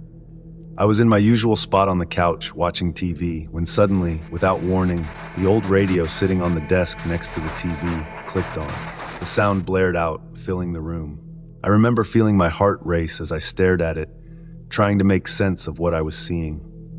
This wasn't like the rocking chair or the cup. A radio doesn't just turn itself on. It had to be done by someone, and I knew for certain that I hadn't touched it. The thought of someone or something turning it on by itself made my stomach twist in fear. I was so scared that I jumped up from the couch and ran straight to my parents' room. I found my mom in there, talking on the phone. She looked up when I came in, pausing her conversation for a moment. I told her, with all the fear I felt, that the radio had just turned on by itself and that I thought there was a ghost in the house. My mom looked at me, then sighed, probably thinking it was just my imagination running wild. She told the person on the other end of the line to hold on, then took my hand and walked with me back to the living room. But when we got there, the radio was silent. It had turned itself off. My mom gave me a reassuring smile and said, "See, there's nothing here. No ghosts." I tried to tell her again what I'd seen, but she just shook her head, clearly not believing me. She turned and went back to her phone call, leaving me there in the stillness of the living room. After that night, nothing strange happened again, but the experience stayed with me for a long time. For weeks, I was too scared to sit alone in the living room. Every time I walked past the rocking chair or glanced at the radio, I felt a sense of dread, remembering those moments when they'd seem to move and act on their own. Eventually, as I grew older, the fear faded. I started spending time in the living room again, feeling more comfortable. But even now, I can't shake the feeling that there was something there with me back then, something I couldn't see, but that was somehow present. I know some people don't believe in ghosts or the paranormal, and maybe that's why my mom brushed off my story that night. But I believe, even all these years later, that something unexplained happened in that living room when I was a child, something I'll carry with me forever.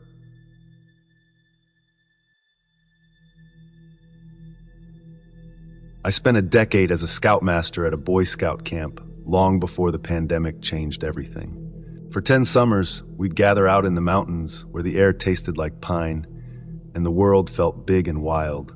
It was freedom. I'd lead groups of boys, teaching them how to tie knots, build fires, and follow trails that twisted and turned through the forest like veins through flesh. The only way to truly know the woods was to live in them, even if just for a week or two each year.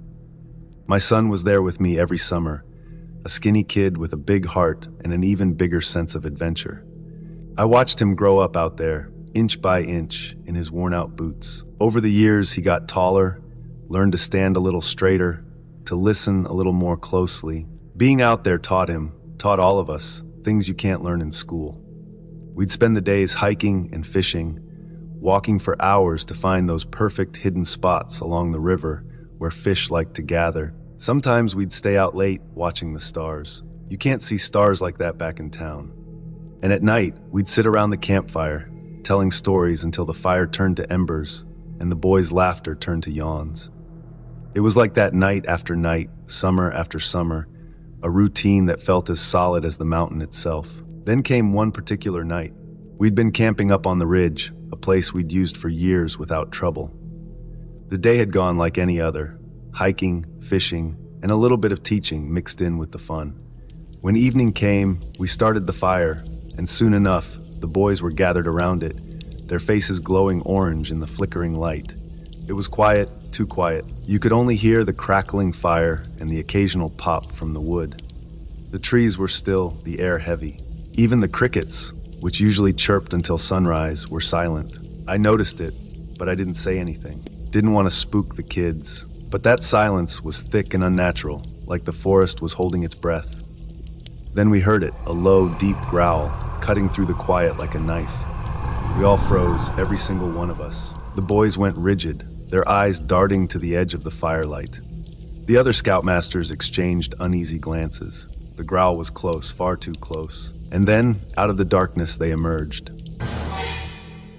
2 mountain lions, sleek and powerful, their eyes reflecting the firelight like 2 cold, golden orbs. They were bigger than you'd expect, their muscles rippling under tawny coats as they stepped into the edge of the firelight, low to the ground, moving with deadly grace. A few of the boys gasped. One of the younger kids whimpered, clinging to his friend. But we'd trained them well, and to their credit, they didn't scream, didn't make a run for it. They stayed where they were, eyes wide, breath shallow, trusting us to handle it. Trusting me, the scoutmasters and I didn't move. We knew that a sudden movement could trigger the mountain lions, and with 2 of them, the odds weren't in our favor. My pulse was thundering in my ears, my throat dry as sand, but I knew better than to show fear. I had to keep it together for them. I glanced at the other scoutmasters and they gave me a look, a silent agreement, a promise that we'd see this through without letting fear win. The lead scoutmaster, a guy named Hank, slowly reached for the rifle we kept in camp. We weren't hunters, and we never intended to use it unless there was a real emergency. But this felt like one of those times. Hank raised the rifle into the air, his movements deliberate and careful. He fired a single shot up toward the sky. The sound shattered the quiet, a booming echo that seemed to ripple through the forest. The mountain lions flinched, their eyes narrowing and their ears twitching. For a moment, they just stood there, weighing their options. And then, just as suddenly as they'd appeared, they turned and melted back into the shadows, disappearing into the dark. For a while, no one moved. We all sat there, staring into the darkness where the mountain lions had been, the air thick with the smell of gunpowder and fear. My son, sitting next to me, let out a breath he'd been holding, and I put a hand on his shoulder, giving it a reassuring squeeze. Once we were sure the mountain lions were gone, Hank lowered the rifle and cleared his throat, breaking the silence that had settled over us. "Well, boys," he said, his voice steady, "I think that's enough excitement for one night." And that was it. The boys went back to their tents, whispering and murmuring, casting glances over their shoulders as they went. They were scared, sure, but they were also thrilled, riding that edge between fear and wonder, where you realize how close you've come to something wild, something real. That night, as I lay in my sleeping bag, staring up at the canvas of my tent, I thought about what we'd just been through. Those mountain lions had come so close that I could still feel the weight of their gaze, the cold intelligence in their eyes. They'd looked at us, and for a moment, it felt like they'd seen right through us, as if we were just another part of the forest, just as much prey as any other creature out there. In the morning, we packed up and moved on, not saying much about the encounter. But I could see it in the boys' faces. They'd changed just a little. They'd tasted something rare, something that most people never get to feel.